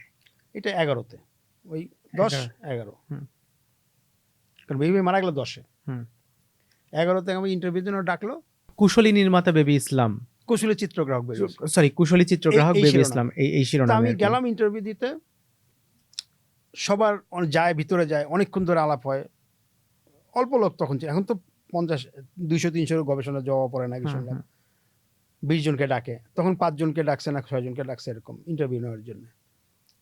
তো আমার আগে গেল বোধহয় অনুপম হায়াতের ছেলে অব্যয়, হায়াত ভাইয়ের ছেলে গেল, ঘুরে আসলো, বললো চাচা খুবই কঠিন, অনেক কোশ্চেন টোশ্চেন করে। তারপর আমি গেলাম ভিতরে, ডিজি বসা, ফিল্মের 2 জন লোক আর মিনিস্ট্রির 2 জন লোক বসা। তো পাশেই ফিল্মের লোক বলতে মোর্শেদ ভাই বসা। বলে বাবু তোমার প্রপোজালটা পড়লাম, ভালো হয়েছে, কিন্তু কাজটা তো তোমাকে দেওয়া যাবে না। কেন মোর্শেদ ভাই দেওয়া যাবে না?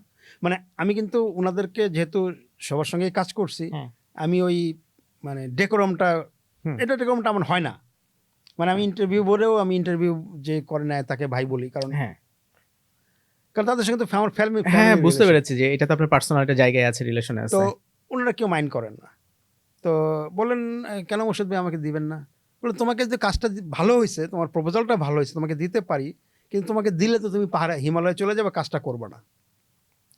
আমি বললাম না মোর্শেদ ভাই, বেবি কাজটা আমি করবো। করবা তো? হ্যাঁ, আচ্ছা ঠিক আছে, যাও, আমার ইন্টারভিউ শেষ। তো এরপরে আমি তো ইন্টারভিউ নেওয়ার পরে মানে শেষ হইলো, আমি আসলাম, অফিসিয়ালি জানাইলো 1-2 দিন পরে যে আপনি পরে ওই গবেষণাটা আপনি কমপ্লিট করেছিলেন ঠিকঠাক ভাবে? হ্যাঁ, গবেষণাটা কমপ্লিট করেছিলাম।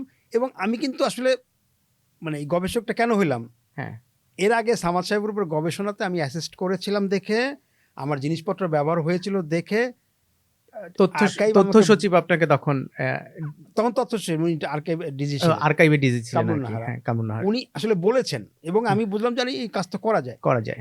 আর এই কাজ করতে গিয়ে মানে যেসব লাগে ওইসব অনেক জিনিস আমার কাছেই আছে। আমি একটু সামারাইজ করি এই জায়গাটাতে। তার মানে হচ্ছে প্রথম থেকে আপনি শখের বসে সংগ্রাহক হিসাবে এই জিনিসগুলো জমা করতে শুরু করেন? শখের বসে না, জিনিসটা হচ্ছে কি, মানে কি মাইন্ডসেটে কাজ করছে আসলে এক্স্যাক্টলি? সবাই ফেলে দেয়, আমি ফেলে দেই না, এটাই। আচ্ছা, আমি একটা ছোট্ট উদাহরণ দিই। এরশাদ ঠিক পতন করলো 90-তে, 4 তারিখ ঘোষণা দিল, 6 তারিখে উনি করলেন, প্রেসিডেন্ট হলেন শাহাবুদ্দিন। তার কয়েকদিন পরে আমার যিনি পরে শ্বশুর হয়েছেন আলম কোরেশি সাহেব, উনি ফিল্ম সোসাইটির একজন টপ লোক, উনি আমাকে বললেন, বাবু বাদল একটা অ্যাসিস্ট্যান্ট খুঁজতেছে, টাকা পয়সা দিতে পারবে না, ও জানি কি একটা কাজ আছে ছোট্ট অ্যাসিস্ট্যান্ট, মানে ফিল্মের অ্যাসিস্ট্যান্ট। আমি 90-এর কথা বলতেছি। আমি বাদল ভাইয়ের সঙ্গে দেখা করতে গেলাম, পূর্ণিমা সিনেমা হলে ওনার অফিস ছিল, কারণ বাজারে যে মেট্রোটা আছে, মেট্রোর স্টেশনের পাশে, এখন নাই হলটা। গেলাম, ওটা বোধহয় জানুয়ারির 1-2 তারিখের দিকে, 91-এর 1 জানুয়ারি 1 তারিখে গেলাম। গিয়ে বাদল ভাই বললো যে আমার শ্বশুরের একটা ছবি আছে, আমার শ্বশুর প্রডিউসার ছিল, ফখরুল আলম ডিরেক্টর ছিল, ছবির নাম জয় বাংলা। ছবিটা 6 দফার উপরে। তো এই ছবিটা আমি রিলিজ দিতে চাই, মানে 72 সালে 70 সালে বানানো হয়েছিল। এই ছবির জন্য গান লেখা হয়েছিল জয় বাংলা, বাংলার জয়, যে গানটা পরে 71 সালে ইউজ করা হয় এবং গানটা প্রচুর প্রভাব ফেলে মুক্তিযুদ্ধে আর কি, হিউজ, মানে সবচেয়ে জনপ্রিয় গান ওই সময়কার। কাজী মাজুল আনোয়ারের লেখা এবং শাহনাজ রহমতুল্লাহ এবং আব্দুল জব্বারের কণ্ঠ এবং আনোয়ার পারভেজের সুর। তো ওই ছবিটা রিলিজ দিবে, তো তুমি একটু আমার সঙ্গে কাজ করো, টাকা দিতে পারবো না, ডেলি কাজ থাকলে 50 টাকা করে দিব। তো 91 সালের জানুয়ারিতে 50 টাকা, আমার তখন দাড়ি গোঁফ উঠছে মাত্র, অন্য কোনো লাইবিলিটিস নাই, বাবা মা আছে, সবার একসঙ্গে থাকি, পড়াশোনা ভর্তি হয়েছি কিন্তু করি না, ইউনিভার্সিটি যাই না। তো আমি কাজ করলাম, ছবিটা প্রিন্ট করলাম, লাইন আপ করলাম। লাইন আপ করতে স্ক্রিপ্ট দরকার পড়ে, তো স্ক্রিপ্ট আইনা দিল, হাতে লেখা স্ক্রিপ্ট, মাহবুব তালুকদারের হাতে লেখা, সাহিত্যিক, নির্বাচন কমিশনার ছিল। গানের পাণ্ডুলিপি গাজী মাজুল আনোয়ারের হাতে লেখা আমাকে দিল। আমি এটা দেখে লাইন আপ করলাম, মানে অ্যাসিস্ট করলাম। লাইন আপ তো একটা অ্যাসিস্ট্যান্ট এডিটরকে নিয়ে একটু ঘুরে ঘুরে দেখে সিরিয়ালি ঠিক আছে কিনা দেখ। তারপর প্রিন্ট করলাম। প্রিন্ট করার পরে দেখা গেল ছবিটা চালালাম আমরা পূর্ণিমা হলে। চালায় দেখলাম যে এটা চলবে না এখন আর, কারণ সামথিং মিসিং, যেটা 72 সালেও চলে নাই, হয়তো 70 সালে মুক্তি পেলে হিট করতো। অনেকটা জীবন থেকে নেওয়ার মতো কাহিনী। হ্যাঁ, মানে 70 সালে যে সিনেমার আবেদন, যা দেশ স্বাধীন হয়ে যাওয়ার পর 71-72-এ তো সেই আবেদন নেই, সেটা 90 আরো নাই, 90-তে আরো নেই। তখন বাদল ভাই প্ল্যান করলো যে সামনে একটা শেখ হাসিনার ইন্টারভিউ নিবে, হ্যাঁ, আর পিছনে ছবিটা শেষ হয়ে গেছে একটা মিছিল দিয়ে, ওই মিছিলটা উনি 7ই মার্চে ঢুকাই দিবে। তো আমরা আবার 7ই মার্চের ফুটেজগুলো আনলাম 91 সালে। কিন্তু আমি এই পিরিয়ডটা নিয়ে একটু কথা বলতে চাই, মানে আপনি যেহেতু আর্কাইভিস্ট হিসেবে কাজ করছেন, আমি পয়েন্টটা আসি। হ্যাঁ, পরে কাজটা হইলো, হ্যাঁ, স্ক্রিপ্টটা আমার কাছে পড়ে রইলো। আমি বাদল ভাইকে বলি, বাদল ভাই স্ক্রিপ্টটা নেন। আরে রাখো, তোমার কাছে রাখো, তোমার টাকা পয়সা পাওয়া নাই, তুমি কি টাকা পয়সা, 100-200 টাকা টোটাল, ডেলি যাই 50 টাকা করে পাই। স্ক্রিপ্টটা আমার কাছে রয়ে গেছে। আনফর্চুনেটলি ছবিটা নষ্ট হয়ে গেছে। আচ্ছা, মানে ওই সময় ছবিটা নষ্ট হয়ে গেছে।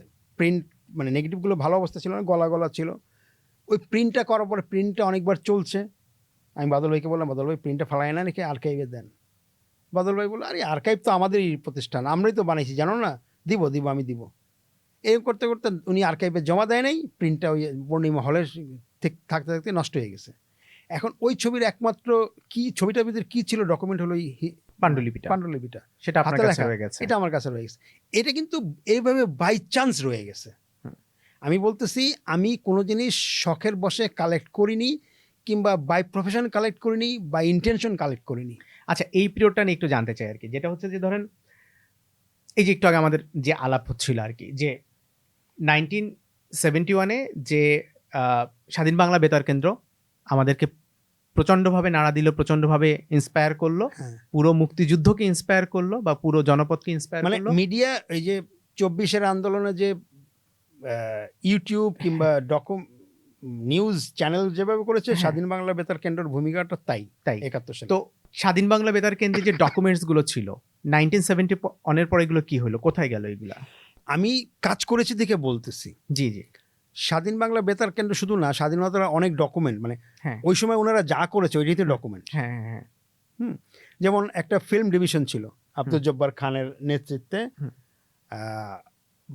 টাঙ্গাইলের যে মন্ত্রী ছিল মান্নান, পরে আওয়ামী লীগের বড় নেতা। হুম। মান্নানের ওই অধীনে আবুল খায়ের সাহেব ইনচার্জ আর আব্দুল জব্বার খান হলো ডিরেক্টর। মানে মুজিবনগর অবস্থিত বাংলাদেশ গভর্নমেন্টের ফিল্ম ডিভিশন যেটা ছিল, হুম। ফিল্ম ডিভিশনের আন্ডারে কিন্তু 5টা সিনেমা তৈরি হয়েছিল। আচ্ছা, স্টপ জেনোসাইড আমরা খুবই জানি এটা, হ্যাঁ হ্যাঁ, বাকি 4টার কথা জানি না। জানি না। তার মধ্যে a state is born Zahir রায়হানের, আলমগীর কবিরের লিবারেশন ফাইটার্স, বাবুল চৌধুরীর ইনোসেন্ট মিলিয়ন। জহির রায়হান তখন দুটো সিনেমা করছিলেন একই সাথে? হ্যাঁ, একই সঙ্গে না, আগে পরে, মানে আগে পরে। স্টেট ইজ বর্ন আর একটা হচ্ছে আপনার স্টপ জেনোসাইড সবার আগে, স্টপ তারপরে বাকি ছবিগুলো তৈরি হয়েছে হ্যাঁ। এগুলো কি স্টেট ফান্ডে হচ্ছিল? স্টেট ফান্ডে। বাংলাদেশ তো তখনও ফর্ম করে না আসলে না অফিসিয়ালি। না, বাংলাদেশের ফান্ডে সবাইকে বেতন দেওয়া হতো না। হাসান ইমাম 500 টাকা করে বেতন নিত না। 1971 থেকেই হ্যাঁ, ফান্ড কোথা থেকে আসতো এগুলো? ফান্ড বাংলাদেশ গভর্নমেন্ট জোগাড় করতো। আচ্ছা, তারপরে এই দেশ থেকে যারা ফিল্মের লোকজন যারা কলকাতায় চলে গেছে সবাইকে 100 টাকা করে দেওয়া হতো পার মান্থ। যারা বিবাহিত তাদের 200 টাকা দেওয়া হতো, হ্যাঁ। যারা অবিবাহিত তাদের 100 টাকা দেওয়া হতো। এই টাকাটা অবশ্য আসতো ইয়ে থেকে, ইমফা বলে একটা প্রতিষ্ঠান ছিল, eastern Indian motion pictures association. সেটা তো এখনো আছে, আছে ইম্পা। ইমপা, হ্যাঁ ইম্পা, এটা হচ্ছে ধর্মতলার মোড়ে। হ্যাঁ, ধর্মতলার মোড়ে হ্যাঁ, কলকাতায় আমি এখন আছে। দোতলায়। এরা টাকা দিত, মানে বিভিন্ন জায়গা থেকে টাকা আসতো। হ্যাঁ। গভর্নমেন্ট টাকা দিত।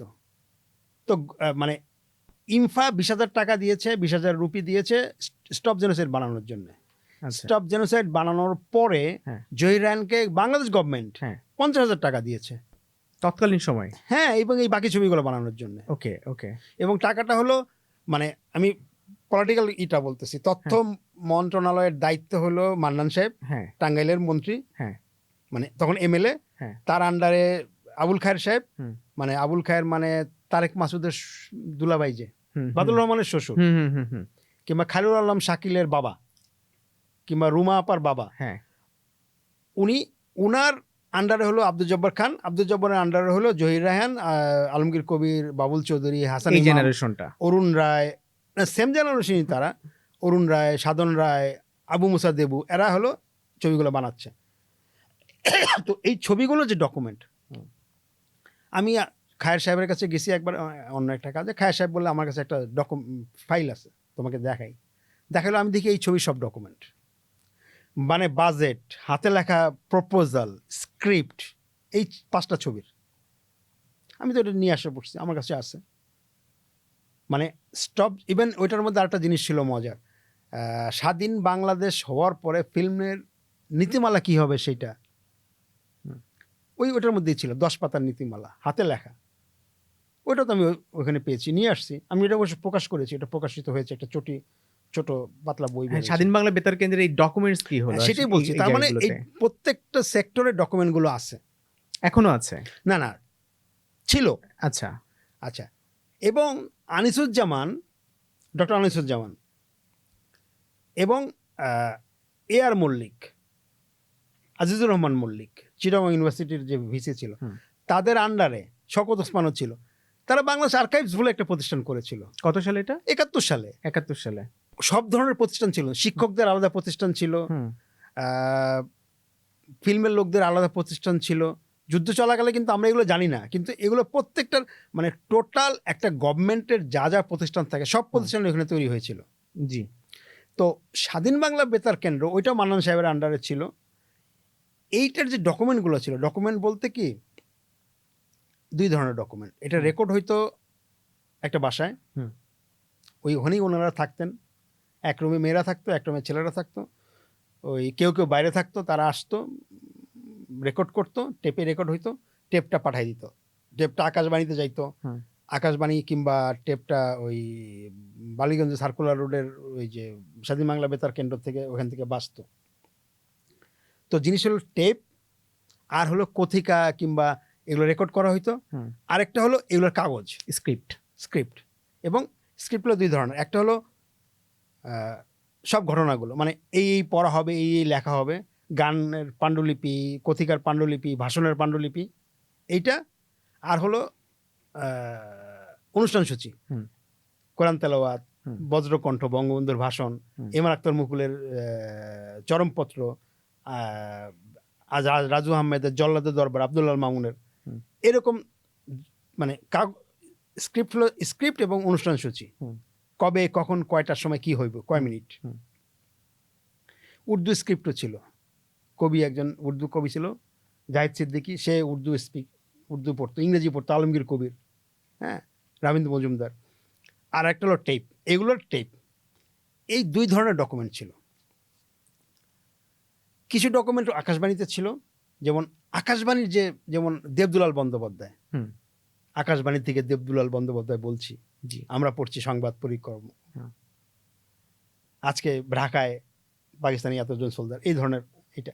আর আমাদের একটা মানে স্বাধীন বাংলা বেতার কেন্দ্রের, স্বাধীন বাংলা বেতার কেন্দ্রের এই স্ক্রিপ্টের 2 ট্রাঙ্ক স্ক্রিপ্ট স্বাধীন বাংলা বেতার কেন্দ্র থেকে 72 সালের প্রথম দিকে শাহবাগে চলে আসলো ঢাকা রেডিওতে। 73 সালের মধ্যে এখান থেকে এগুলো সব মিসিং হয়ে গেছে। কারণ মানে আমি তো তখন ছিলাম না, কিন্তু কারণ না, হলো, আমি ওই জায়গাটা বোঝার চেষ্টা করছি। ধরেন কারণটা হলো গভর্নমেন্ট। আমি একটু প্রশ্নটা শেষ করি আমার। ধরেন বেসিক্যালি হচ্ছে যে 1971 যারা নেতৃত্ব দিলেন 71-এর পরে, তারা 72-এ এসে তারাই সরকার গঠন করলেন। তাদেরই যে ডকুমেন্টস গুলো ছিল সেগুলো তাদের ফেভারেই ছিল বেসিক্যালি। আকাশবাণী ফেভার তো কোনো ব্যাপার না, ব্যাপার সেই হলো জিনিসগুলো তাদের ডকুমেন্ট। হ্যাঁ, তাদেরই ডকুমেন্টস। তো তাদের ডকুমেন্টসই তারা কেন আসলে নষ্ট করে ফেললো? এইখানে দুইটা ব্যাপার আছে। ব্যাপারটা পলিটিক্যাল। দুইটা ব্যাপারের মধ্যে 1 নম্বর ব্যাপারটা হলো মূল নেতৃত্ব যারা যুদ্ধে যারা নেতৃত্ব দিয়েছিল, জি, ঠিক টপ নেতৃত্ব কি 72 সালের পরে এসে ক্ষমতায় ছিল? I am talking of Tajuddin Ahmed. Tajuddin ছিল না। মানে এখন যেটা হচ্ছে, হ্যাঁ। এখন কি হচ্ছে, জুলাই মুভমেন্টে 24শে জুলাই মুভমেন্টে যারা আসলে নেতৃত্ব দিচ্ছে তারা কি পজিশনে আছে? তারা কিন্তু পজিশনে নাই, পজিশনে আছে অন্য লোক। আসিফ নজরুল তো রাস্তায় নেতৃত্ব দেয় নাই, প্রফেসর ইউনূস তো দেশেই ছিল না। বাকি যারা উপদেষ্টা তারা কি ছিল আসলে? রাস্তায় ছিল? রাস্তায় বাচ্চারা ছিল। তো বাচ্চারা কই? আসিফ ছাড়া আর কে? বাকিরা তো নেতৃত্ব নাই। নেতৃত্বে যারা আসে তারা যদি ওই স্পিডটাকে ধ্বংস করতে চায়, একটা হলো যুদ্ধ চলাকালেই মুজিবনগর আমি একটু এই গভর্নমেন্ট। জায়গাটা বলে রাখি, আপনি জুলাই আন্দোলন নিয়ে যেটা কথা বলেন, জুলাই অভ্যুত্থান নিয়ে যেটা কথা বললেন, যে রেফারেন্সগুলো টানলেন, এখানে কিছু মিসলিড আছে। আপনার বক্তব্যের সাথে আমি আসলে একমত নাই, বাট আমি আসলে 71টা বুঝতে চাচ্ছি আসলে ওই জায়গাটা। আমি আসলে বলতে হ্যাঁ, চাচ্ছি, হ্যাঁ, আমি ফ্যাক্ট বলতে চাচ্ছি। হ্যাঁ। আমি বলতে চাচ্ছি যে মানে একদম যারা যে উদ্দেশ্যে যে পদ্ধতিতে কাজ করতে চেয়েছিল করেছিল, হ্যাঁ, যুদ্ধ শেষের পরে, দেশ স্বাধীন হয়ে যাওয়ার পরে, ক্ষমতায় যাওয়ার পরে, ওই উদ্দেশ্য, ওই নেতৃত্ব, ওই পদ্ধতিতে তারা ছিল না। তার মানে আমি মানে এভাবে কি বলা যায় কিনা যে আমি একটা ব্যাখ্যা দিই। জি, মুজিবনগর গভর্নমেন্ট যখন ফর্ম হয় হ্যাঁ, 10ই এপ্রিল এবং 17 এপ্রিল যখন শপথ নেয়, হ্যাঁ, তখন রাষ্ট্রপতি শাসিত ছিল। হ্যাঁ, পরে সেটা প্রধানমন্ত্রী শাসিত পরে হয়। প্রধানমন্ত্রী শাসিত হয়ে গেছে, সিস্টেম তো চেঞ্জ হয়ে গেছে। হ্যাঁ, এবং প্রধানমন্ত্রী তখন যেমন গণতান্ত্রিক ব্যাপারটা ছিল, সবাই মিলে ডিসিশন নিবে। হ্যাঁ, ফাইনালি 72 সালের 12ই জানুয়ারির পরে কি ঘটনাটা তা ছিল না, একজনের কথাই দেশ চলা শুরু করলেন আর কি। হ্যাঁ, তখন মানে অনেক ধরনের অনেক কিছু হয়েছে। সবকিছু কি আসলে সেন্ট্রালের নির্দেশে হয়েছে, না সেন্ট্রালের নির্দেশের বাইরে অনেক কিছু হয়েছে? দুইটা জিনিস, হ্যাঁ, একটা সেন্ট্রালের নির্দেশে, হ্যাঁ, কিংবা নির্দেশ না, অবহেলায়, হ্যাঁ, কিংবা অনিচ্ছায়। হ্যাঁ, আমার কাছে ডকুমেন্ট আছে, আমার কাছে ফিল্মগুলো পড়ে আছে, আমার কাছে ফটোগ্রাফ পড়ে আছে, আমি সংগ্রহ করার আগ্রহী না। এটা একটা আমরা তো এমনি অভ্যস্ত না, আমরা জেনে মানে সংরক্ষণ মনস্ক জাতি না, যে জাতি না আমরা। হ্যাঁ, এইটা। আরেকটা হলো আমি কিন্তু এটা বলতে চাচ্ছি যে বঙ্গবন্ধু বলেনি যেগুলো ধ্বংস করে দাও, এটা কিন্তু বলে নাই। যেহেতু আমরা এই ব্যাপারটা সংরক্ষণ মনস্ক জাতিই না, এটা আছে পড়ে আছে, আচ্ছা ঠিক আছে, এটা দরকার নাই, তো এটা একটু বারান্দায় রাখো। বৃষ্টি পড়তেছে, ঠান্ডা পড়তেছে, রোদ পড়তেছে, ব্যাপারটা অবহেলা। আরেকটা হলো যদি আমার ইচ্ছা থাকতো, যেমন উচিত ছিল 72 সালেই মুক্তিযুদ্ধ মন্ত্রণালয় টাইপের কিছু একটা করে, সংগঠন করে, প্রতিষ্ঠান করে, তাদের আন্ডারে সব কিছু দিয়ে দেওয়া। তাহলে মুক্তিযুদ্ধের তালিকা হইতো, রাজাকারদের তালিকা, যেটা সবচেয়ে বেশি দরকার, মুক্তিযুদ্ধ তালিকার চেয়ে রাজাকারের তালিকা হইতো। হ্যাঁ, আমার চাচারা তো মুক্তিযুদ্ধে যায় নাই, কিন্তু তারা তো সাহায্য সহযোগিতা করেছে। কিভাবে? তারা কি রাজাকার? আমার মামা আমাকে কোলে নিয়ে, ছোট আমি তখন, দৌড়াইতেছে বাংকার থেকে বাংকারে। আমার বাংকারে থাকার অভ্যাস হয়েছে ওই 71 সালে। অত হয়তো বুঝি নাই, মনে নাই কিছু, কিন্তু ঘটনাটা তো ছিল। আমার মা আমাকে কোলে নিয়েছিল তো। জি। এখন সবাই তো মুক্তিযোদ্ধা এই দেশের, গুটি কয়েক ধরলাম 2 লক্ষ লোক রাজাকার কিংবা স্বাধীনতা বিরোধী, তারা ছাড়া তো বাকি সবাই মুক্তিযোদ্ধা। ওইটা যদি ওইরকম চিন্তা ভাবনা করে একটা প্রতিষ্ঠান করা হইতো, ইভেন এই যে আমি বললাম যে আনিসুজ্জামান এবং এআর মল্লিকের আন্ডারে যে আর্কাইভস হয়েছিল, বাংলাদেশ আর্কাইভস, যেটা মানে মুক্তিযুদ্ধের সময় হয়েছিল, সেই প্রতিষ্ঠান যদি ক্যারি করতো আসার পরে, কোনো প্রতিষ্ঠান ওইখান থেকে আসার পরে কিন্তু ক্যারি করে নাই। না, আমি আসলে যে জায়গাটা বোঝার চেষ্টা করতেছি সেটা হচ্ছে যে ধরেন আমাদের দেশের ফ্যাক্ট অ্যান্ড ফিগার মুছে দেওয়ার একটা পলিটিক্যাল কালচার আছে। মানে আমি 71 কিন্তু 75 পর্যন্ত মুছে যাওয়ার কালচার না। আমি একটু শেষ করি, কথা না, আমি একটু শেষ করি বাবু ভাই। সেটা হচ্ছে যে ধরেন 71 69 যে টাইমটা, সেই টাইমের ডকুমেন্টসগুলো আপনি বললেন 72 সরকার এসে, সেখানে 72 সরকারে কেউ সেখানে বেশ কিছু ডকুমেন্টস মুছে ফেলেছে। না, প্রথমত মুছে ফেলা শব্দটা ছিল না তখন, তো মোছা যেত না। হ্যাঁ, জিনিসটা হলো মানে আমি বলতে অবহেলায় ডিস্ট্রয় করা হয়েছে, অবহেলায় ডিস্ট্রয় হয়ে গেছে, অবহেলায় ডিস্ট্রয় হয়ে গেছে। তারপরে ধরেন 71 থেকে 75 পর্যন্ত আওয়ামী লীগের যে সময়, সেই সময়ের মধ্যে আওয়ামী লীগের যে নেগেটিভ সাইড আছে সেই সাইডটাকে নানানভাবে পরবর্তী সময়ে ডিস্ট্রয় করা হয়েছে আওয়ামী লীগের পক্ষ থেকে। আবার পজিটিভ যে সাইড আছে আওয়ামী লীগ সরকারে বা বঙ্গবন্ধু সরকারে, সেই পজিটিভ সাইডটাকেও পরবর্তী সরকার যারা আসে এগুলো নষ্ট করেছে। আবার জিয়াউর রহমান সাহেবের সময় যে নেগেটিভ ঘটনাগুলো ঘটেছে, মানে বিশেষ করে সেনানিবাসগুলোর ভেতরে যে কিলিংগুলো হয়েছে, সেই ডকুমেন্টস পরবর্তীতে বিএনপি চেষ্টা করেছে ওগুলোকে ধামাচাপা দিয়ে দিতে বা মুছে ফেলতে। একই রকমভাবে আওয়ামী লীগ চেয়েছে সেগুলো উঠে আসুক বারবার। আবার এই যে লাস্ট টাইম আমাদের 24-এর গণ অভ্যুত্থানের পরে দেখা যাচ্ছে যে মুক্তিযুদ্ধ রিলেটেড অনেক ডকুমেন্টস, অনেক রকমের আর্কাইভ, সেগুলোকে ধ্বংস করে দেওয়া হচ্ছে বিকজ অফ সেইগুলো এখন গুরুত্বপূর্ণ নয় বলে ধরে নেওয়া হচ্ছে আর কি। আবার হয়তো এই যে হোল টাইমে ডকুমেন্টস মুছে ফেলার যে একটা চেষ্টা, পলিটিক্যাল চেষ্টা, একটা ন্যাশনের মধ্যে দল আসলেই আগের ডকুমেন্টস মুছে ফেলার বা ম্যানিপুলেট করার চেষ্টা, আর্কাইভিস্ট হিসাবে আপনার দৃষ্টিকোণ থেকে আসলে ব্যাখ্যা করে বুঝতে যাচ্ছি। প্রথম কথা হলো যে মুছে ফেলা কিংবা ম্যানিপুলেশন করা, এইটা আসলে সরাসরি সঠিক না, কখনোই না। আচ্ছা, মুক্তিযুদ্ধের ইতিহাস সংরক্ষণের সবচেয়ে বড় যে কাজটা হয়েছে, সেই কাজটা কিন্তু জিয়াউর রহমান করেছে। আচ্ছা, ভেরি গ্রেট। 16 খণ্ডের যে দলিলপত্র সংগ্রহ এবং প্রকাশ এবং প্রজেক্টটা, ওই প্রজেক্টটা কন্টিনিউ করা দরকার ছিল।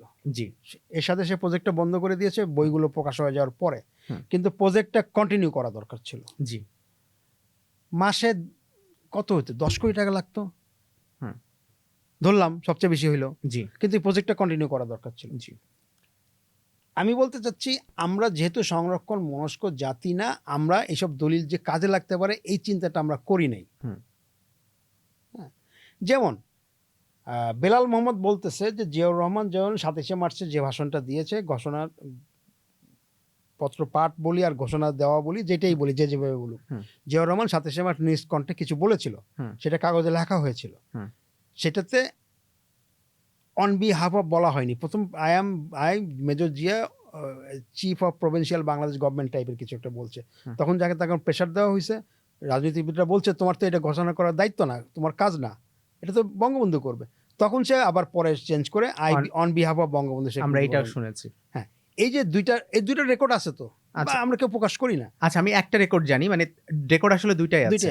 আচ্ছা, এবং ওনার যে তৃতীয়টা, ওটা তো হাতে লেখাটা পর্যন্ত আছে। ওকে, ওনার যে তৃতীয় ঘোষণা, 3বার ঘোষণা দিয়েছেন তো, 3বারের ঘোষণাতে হাতে লেখা কপিও আছে, ওনার হাতে লেখা কপিটাও আছে। আচ্ছা আচ্ছা। সমস্যাটা হলো প্রথম এবং দ্বিতীয় কপিটা রেকর্ড আছে, রেকর্ড বিদেশে চলে গেছে, কারণ বিদেশিরা রেকর্ড করছে, আমরা করি নাই। হাতে লেখা যে কপিটা, এই কপিটা বেলাল মোহাম্মদের কাছে ছিল। বেলাল মোহাম্মদ থেকে অধ্যাপক মমতাজউদ্দিন আহমেদ, এই যে আমারও টিচার মমতাজউদ্দিন আহমেদ, এটা বাংলা করেছে, বাংলা করে আরেকজন পড়েছে সেটা। এই কাগজগুলোকে ওই দিন পুড়িয়ে ফেলা হয়েছে। কবে এটা? ওই দিনই, যেদিন এটা পড়া হয়েছে সেদিনই। হ্যাঁ, কারণ হলো তারা ভাবছে যে এটা তো মানে প্রবলেম পড়বে যদি কোনো কারণে আর্মিরা ধরে। যেমন জুলাই 24-এর জুলাই বিপ্লবের প্রচুর ফুটেজ এখন আর পাওয়া যাবে না, প্রচুর ফুটেজ। কারণ অনেক ফোন হারিয়ে গেছে, হুম, সঙ্গে সঙ্গে ফুটেজ হারিয়ে গেছে। হুম, অনেক ফুটেজ যে শ্যুট করেছে সে হয়তো একটা দুইটা আপলোড করার পরে বাকিটা সে নিজে মুছে দিছে, কারণ রাস্তা রাস্তা চেক করতো। হ্যাঁ, আমি বলতেছি 5ই আগস্টের না, তার আগের জুলাইয়ের বিভিন্ন সময় রাস্তায় ফোন পেলে তো চেক করতো। আমাকে একবার চেক করছে, আমাকে আর্মি চেক করে বলে, আরে আপনি দেখি আঙ্কেল, আপনি দেখি স্মার্ট যুগে নন স্মার্টফোন বাটন ফোন আমি ইউজ করি। হুম, হুম, তো পরে হাসাহাসি করতেছে যে আমরা একটা আপনাকে কিনে দিই। তো যেহেতু রাস্তায় চেক করে অনেক জিনিস তারাই ডিলিট করে ফেলছে। হুম। তারপরে গত 1 বছরে অনেক জিনিস সংগ্রহ হয় নাই, এই মেমোরি কার্ড নষ্ট হয়ে গেছে, ফোনটা পানিতে চুবে গেছে, অনেক জিনিস নষ্ট হয়েছে। এটা কিন্তু ইচ্ছা করে না, এটা হলো অবহেলা, আরেকটা হলো আগ্রহ না।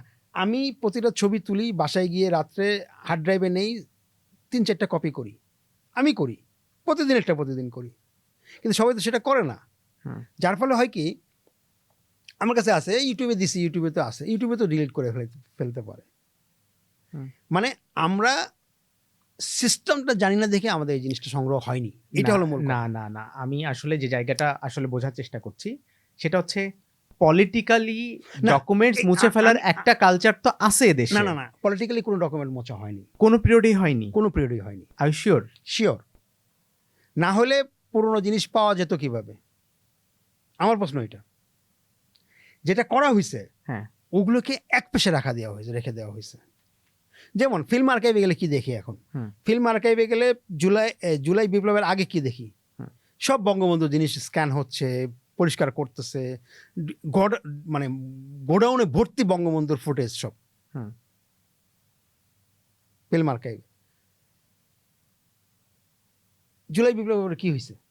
ওগুলোকে পুড়িয়ে ফেলেছে? কিচ্ছু করা হয়নি, জাস্ট ওগুলোকে পিছনে নিয়ে রাখা হয়েছে এসির মধ্যেই। আগে ওইটা নিয়ে চর্চা হইতো, আগে এটা গুরুত্বপূর্ণ ছিল, এখন কম গুরুত্বপূর্ণ ওটা হয়ে ক্যাটাগরিতে গেছে। চলে তারপরে গেছে। দেখি এখন জিয়াউর রহমান, এরশাদ, খালেদা জিয়া, এগুলো এইসব প্রিন্টগুলো সামনে আসা শুরু হয়েছে। এগুলোকে ক্লিন করতেছে, পরিষ্কার করতেছে, ঝকঝকা করতেছে, তকতকে করতেছে। হুম, যেমন কলমিলতা একটা সিনেমা আছে, কলমিলতা, হুম, কমার্শিয়াল সিনেমা, কলমিলতা, সোহেল রানা অভিনয় করেছে, হুম, বুলবুল আহমেদ, ইলিয়াস কাঞ্চন, কবরী। হুম, এটা হলো জিয়াউর রহমানের একটা ঘটনা নিয়ে, হুম। সোহেল রানা জিয়াউর রহমানের একটা অভিনয় করেছিল। জি। এই ছবিটা মুক্তিযুদ্ধের ছবি, কিন্তু মুক্তিযুদ্ধের ছবি সংরক্ষণের ফিল্ম আর্কাইভের যে প্রজেক্ট ছিল, সেই প্রজেক্ট এটা ছিল না, যেহেতু এটা জিয়াউর রহমানের ঘটনা নিয়ে বানানো ছবি। মুক্তিযুদ্ধের ছবি হইলো, ছিল না সেটা। কি করা হচ্ছিল? অন্যান্য ছবিগুলো সংরক্ষণ মানে এগুলোকে ক্লিন করা, পরিষ্কার করা, ডিজিটাইজ করা, এগুলো হচ্ছিল। আচ্ছা, মুছে 5ই ফেলা, আগস্টের পরে মুছে ফেলা শব্দটা বোধহয় আপনি খুবই আক্ষরিক অর্থে নিয়েছেন। আমি আসলে আক্ষরিক অর্থে। আক্ষরিক অর্থে মুছে ফেলা কথাটা ওভাবে বুঝাইনি। আমি আসলে বুঝাতে চেয়েছি যে এটাকে ম্যানিপুলেট করা, চাপিয়ে রাখা, সরিয়ে ফেলা। হ্যাঁ, সামনে আমি বলি সেটা একটা হয়েছে। ফ্রেমকে যদি আমি প্রজেকশনের সেটা একটা ফ্রেম হয়েছে। হিসাবে দেখি, যে মূল যে ছবিটা ছিল কোন একটি ঘটনার পরে সেই ছবিটাকে পেছনে নিয়ে তার উপর আরেকটা ছবি বসানো, যেটা আপনি বলছেন এখন ফিল্ম আর্কাইভে যে চিত্রটা আর কি, যে হ্যাঁ, কিন্তু ফিল্ম আর্কাইভে কিন্তু মানে আইয়ুব খানেরও ফুটেজ আছে, হুম, ইয়াহিয়া খানেরও ফুটেজ আছে, জি, বঙ্গবন্ধুরও ফুটেজ আছে, বঙ্গবন্ধুর পরে আসলো জিয়াউর রহমানের ফুটেজ আছে, তারপরে আসলো এরশাদের ফুটেজ আছে, তারপরে খালেদা জিয়ার ফুটেজ আছে, তারপরে হাসিনা, সবই রাখা আছে। তো এই যে ম্যানিপুলেশন কেউ আর্কাইভিস্ট, ম্যানিপুলেশন করতেছে না, ওগুলো ওইভাবে রয়ে গেছে, দেখানো হচ্ছে না। যেমন আমি বলি, প্রত্যেকটা চ্যানেলে একটা সিনেমা দেখানো হয়েছে কিছুদিন আগে, 5ই আগস্টের আগে, হুম, গত 5ই আগস্টে শ্যাম বেনেগালের মুজিব হ্যাঁ, দেখানো হয়েছে না? হ্যাঁ, এখন এই ছবিটা কই? এখন কেউ দেখতে পারবে? তার মানে না। কি ছবিটা ধ্বংস করে ফেলা হয়েছে? না, মোটেই ধ্বংস করা হয়নি, এটা রেখে দেওয়া হয়েছে। আবার কখনো প্রয়োজন হলে তখন দেখানো হবে। হ্যাঁ, যেটা গত শেখ হাসিনার সময়ে। আচ্ছা, আমি অন্য একটা পয়েন্ট আপনাকে হুম। একটু আলাপে আসি। যেমন আপনি একবার বললেন যে ভাষা সৈনিক জব্বারের যে ছবিটা আমরা এখন দেখতে পাই আর হুম, কি, হুম। সেই ছবিটা বেসিক্যালি আপনি প্রোভাইড করেছেন, এবং যেটা পরবর্তীতে সিনেমাতে দেখা যাচ্ছে যে এইটা, বা বিভিন্ন লেখাতে আসতেছে যে এটা বঙ্গবন্ধু 56 সালে এই ছবি তার না, না, পেছনে না, ছিল। না, বঙ্গবন্ধু করে নাই কিছু, এটা বঙ্গবন্ধুর দোষ। না, না, বঙ্গবন্ধু দোষ না। আমি বলছি যে যারা বলছে আর কি, তাদের পেছনে মানে তারা পিকচারাইজ করছে বা তারা এটাকে ব্যাখ্যা করছে এইভাবে। এই যে ধরেন না, না, এটা হলো ইতিহাসের মানে মানে মূল ঘটনাটা আপনি বলেন, আমি- তাহলে দর্শকের বুঝতে আচ্ছা, সুবিধা হবে। আমি বলছি, শ্যাম বেনেগালের বঙ্গবন্ধুর যে ছবিটা, বঙ্গবন্ধুকে হ্যাঁ। নিয়ে যে Mujib making of a nation যে ছবিটা হয়েছে, হ্যাঁ, ওই ছবিতে এটা দেখানো হয়েছে 54 সালে, ছবিটা দেখানো হয়েছে। আমি এই পয়েন্টটাতেই কথা বলছি। আচ্ছা, এই যে এই ধরেন পয়েন্টটা হলো কি কনসিয়াসলি কি আসলে হিস্ট্রি ম্যানিপুলেশন না এটা? History manipulation. আমি মুছে ফেলা বলতে হিস্ট্রি ম্যানিপুলেশনের কথাই বোঝাতে না না, চেয়েছি। ম্যানিপুলেশন তো প্রতিনিয়তই হচ্ছে, প্রতিনিয়ত হচ্ছে। আচ্ছা, সবচেয়ে বড় হিস্ট্রির ধ্বংস করা হয়েছে, হ্যাঁ, মুছে ফেলা হয়েছে, মুছে ফেলা না, ধ্বংস করা হয়েছে। মুক্তিযুদ্ধের হিস্ট্রি ধ্বংস করা হয়েছে একটা জায়গায়, কোথায়? 32 নম্বর, কবে এটা? 5 আগস্ট রাত্রেবেলা। এই যে এই আক্রমণের কথা বলছেন, হ্যাঁ। হ্যাঁ। আচ্ছা, পাকিস্তানিরাও তা করেনি, পাকিস্তানের গোলাগুলি করছে, ধ্বংস করছে, লুট করছে ওই হুম। বাসা। কারণ লুটের পরে আমি গেছিলাম, হুম, হুম, আমার মনে আছে। হুম। মানে লুটের পরে বলতে আমি যখন বড় হয়েছি তখন শেখ হাসিনার বাড়িটা নেওয়ার আগে আমি গেছিলাম। আচ্ছা, আপনি কেন, আমি ওই জায়গাটা বোঝার চেষ্টা করি। মানে আমি আপনাকে একটু ক্লিয়ার করি, আমার হুম। দর্শকের জন্য সুবিধা হবে। আমি কোনো পলিটিক্যাল অ্যাসপেক্ট থেকে না, যেহেতু আপনি একজন আর্কাইভিস্ট, হ্যাঁ, আপনি আমি একজন আর্কাইভে গবেষক, পড়াশোনা করি। সেই ফ্যাক্ট অ্যান্ড ফিগারের জায়গা থেকে বোঝার চেষ্টা করছি যে আপনি এই কথাটা কেন বলছেন আর কি। এই যে আপনি বলছেন যে 5ই আগস্টের পরে বঙ্গবন্ধুর বাড়িকে আক্রমণ করে ধুলায় মিশায় দেওয়া হলো বা ধ্বংস করে ফেলা হলো, এইটা হচ্ছে মুক্তিযুদ্ধের যে আর্কাইভ তার সবচেয়ে বড় ক্ষতি। মানে এটা কেন মনে করছেন আর কি আপনি? কারণ ওইখানে প্রচুর মুক্তিযুদ্ধের অরিজিনাল জিনিস ছিল, আচ্ছা, বঙ্গবন্ধুর অরিজিনাল জিনিস ছিল, যেটার কোনো কপি নাই আমার কাছে। আমি খুব আরেকটা দিক থেকে এবং আমি আমার বাসায় বই আছে অনেকগুলো, আবার একপাশে ডকুমেন্ট রাখার একটা আলমারি আছে। হুম। তো আমি আমার ওয়াইফকে বলছি, কোনো কারণে যদি সমস্যা হয় আগে এটা বাঁচাবা, হুম। ডকুমেন্ট। কারণ বই কিন্তু যেহেতু অন্তত 500 কপি ছাপানো হয়েছে, কোথাও না কোথাও একটা কপি অবশ্যই আছে। হুম। কিন্তু আমার ডকুমেন্টের কোনো সেকেন্ড কপি নাই। হুম। পার্থক্যটা হলো এই জায়গাটায়। এখন যদি ন্যাশনাল লাইব্রেরি পুড়ে ফেলে তাতে অনেক জিনিস নষ্ট হয়ে যাবে, কিন্তু উদ্ধার করা যাবে, কখনো না কোনোভাবে উদ্ধার করা যাবে। হুম। কিন্তু বঙ্গবন্ধুর বাসায় যেসব অরিজিনাল ডকুমেন্ট ছিল, বঙ্গবন্ধুর জিনিসপত্র ছিল, তার ফ্যামিলির সবার জিনিসপত্র ছিল, রাসেলের সাইকেল ছিল, এটা তো সেকেন্ড পাওয়া যাবে না। আর ওই বাড়িটা তো সেন্টার ছিল, ওই বাড়ির থেকেই তো মুক্তিযুদ্ধ পরিচালনা করা হয়েছে, মুক্তিযুদ্ধ না, মুক্তির সংগ্রামটা পরিচালনা করা হয়েছে। আমি বলতে চাচ্ছি যে মানে 32 নম্বর ভাঙ্গা এবং পুড়ায়া দেওয়ার ফলে বাংলাদেশের মুক্তিযুদ্ধের বিশেষ কিছু ধরনের ডকুমেন্ট একবারে ধ্বংস করে দেওয়া হয়েছে, যেই কাজটা আর কোথাও হয়নি কখনো, এই দেশে অন্য কোথাও হয়নি কখনো। অনেক জিনিস, অনেক ডকুমেন্ট পিছনে নিয়ে যাওয়া হয়েছে। যেমন জাতীয় জাদুঘরে মুক্তিযুদ্ধের ডকুমেন্টগুলো আছে, সেগুলো আগে হয়তো ফ্রন্টে থাকতো, মানুষ এসেই দেখতো। এটা এখন খুলে তাদের তোষাখানায় সংরক্ষণাগারে রেখে দেওয়া হয়েছে সামনে। যেমন 7ই মার্চের হয়তো ভাষণের একটা ছিল, কিন্তু এখন হয়তো জিয়াউর রহমানের ছবি লাগানো হয়েছে কিংবা এরকম কিছু একটা সরা হয়েছে, কিন্তু ওটা ফেলে দেওয়া হয়নি, নষ্ট করা হয়নি। কিন্তু 32 নম্বরে আক্রমণ করার পরে 32 নম্বরে তো সব ধ্বংস করে দেওয়া হয়েছে। যদিও আমার জানা মতো অনেক জিনিস আগে নিয়ে নেওয়া হয়েছে, মানে আমি লক্ষণ টক্ষণ যা দেখেছি, মানে এখনো চাইলে অনেক জিনিস, অর্ধেক জিনিস উদ্ধার করা সম্ভব, কিন্তু ওগুলো তো ধ্বংস করে দেওয়া হয়েছে, ওইটা তো আর পাওয়া যাবে না। দুইটা কিন্তু দুই জিনিস। আমি যদি যেমন সিনেমার কিছু রিল যদি পুড়ায় ফেলি, সেটা যদি পজিটিভ হয়, কিন্তু সেটা যদি নেগেটিভ থাকে আমি আবার পজিটিভ করতে পারবো। তাহলে মুক্তিযুদ্ধের অনেক ডকুমেন্ট আবার পাওয়া যাবে, এবং কোনো জাদুঘর তো ওইভাবে ওই অর্থে ভাঙ্গা হয়নি। মানে মুক্তিযুদ্ধ রিলেটেড হয়তো মোরাল ভাঙ্গা হয়েছে, একটা বীর শ্রেষ্ঠর একটা ছবি ভাঙ্গা হয়েছে। আচ্ছা, আমি এবার একটু র্যাপিড প্রশ্নে আসি আর কি। হ্যাঁ, আর্কাইভ গুরুত্বপূর্ণ কেন, আপনি এটা শর্টে একটু বলবেন আর কি, যে কেন একটা জাতির জন্য আর্কাইভ খুবই গুরুত্বপূর্ণ জিনিস। আমি যখন কথা বলতেছি, আমি কথা বলতেছি আমার বাবার জিন নিয়ে।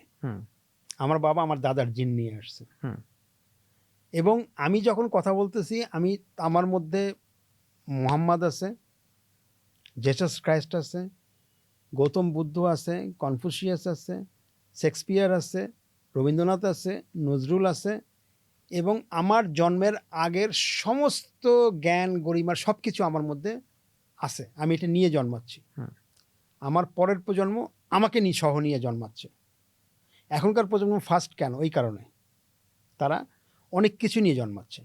এখন আমি যখন লুক ব্যাক করবো, এগুলো যখন খুঁজতে যাব, দেখতে যাব, তখন আমাকে অরিজিনাল ডকুমেন্টগুলো পাইতে হবে। এবং আমার পরিচয় আনতে গেলে আমি যদি আমার পরিচয়, যেমন আমার বাবার একটা ডায়েরি আছে, ওইখানে আমার দাদার, তার দাদার, তার দাদার নাম লেখা আছে, আর আমি যদি এটা পুরাই ফেলি,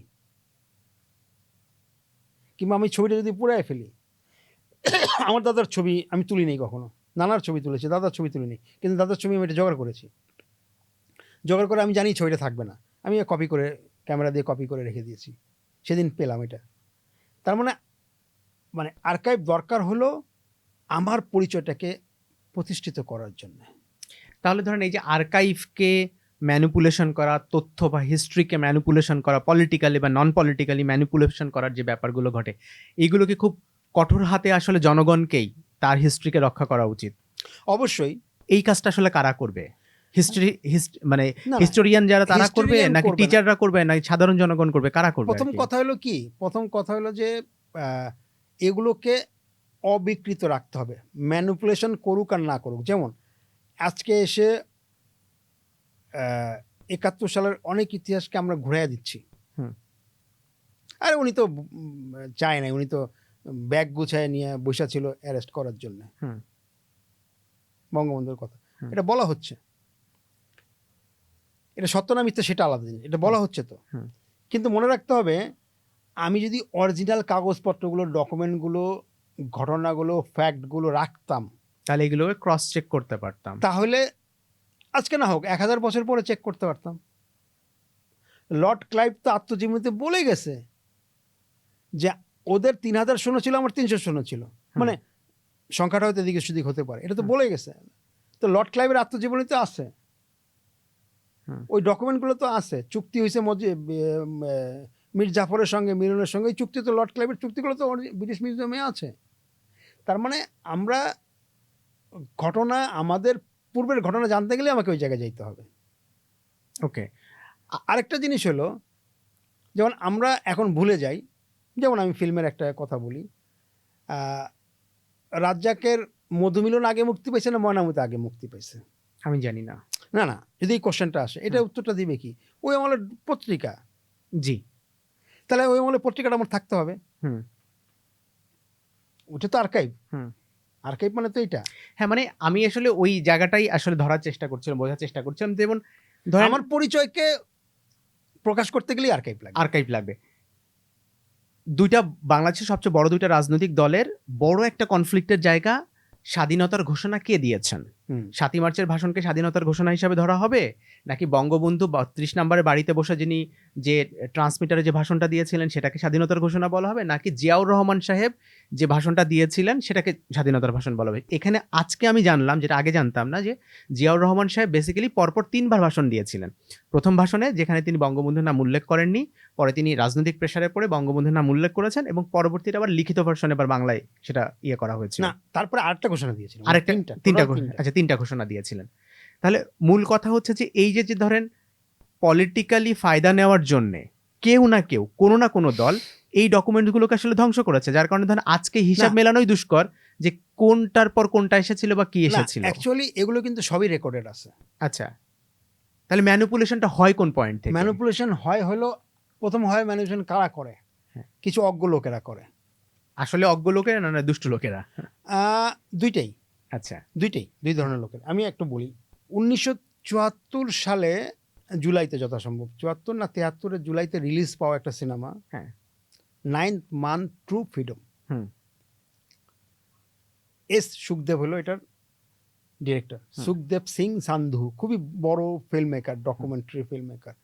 উনি এই ছবিটার ডাইরেক্টর।